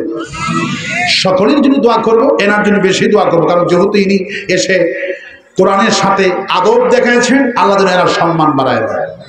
অনেক অতিথি এনার তো আমাকে বলেই ছিল যে ওনাকে কিছু 5 মিনিট সময় দেন। ইনি বরঞ্চ বলছে আমিও কোরআন শুনবো। সুবহানাল্লাহ। যেই অতিথি কোরআনকে সম্মান করে, রব তুমি তোমার কোরআনের সম্মান বলেছ। আমাদের সম্মানিত অতিথি আনিসুল হক বাবু, আল্লাহ পাক যুগ্ম আহ্বায়ক জেলা বিএনপি, অনেক বড় পদ তার, আল্লাহ পাক তাকে কোরআনের জন্য কর্মী বানায় দিক। কোন আমিন, আরো আসতে কোন আমিন। আপনার যদি কেউ কিছু দেন, রুমাল মনে হয় গেছিল ভেতরে, রুমাল ভেতরে দিয়েছেন, রুমাল দিচ্ছি দিচ্ছি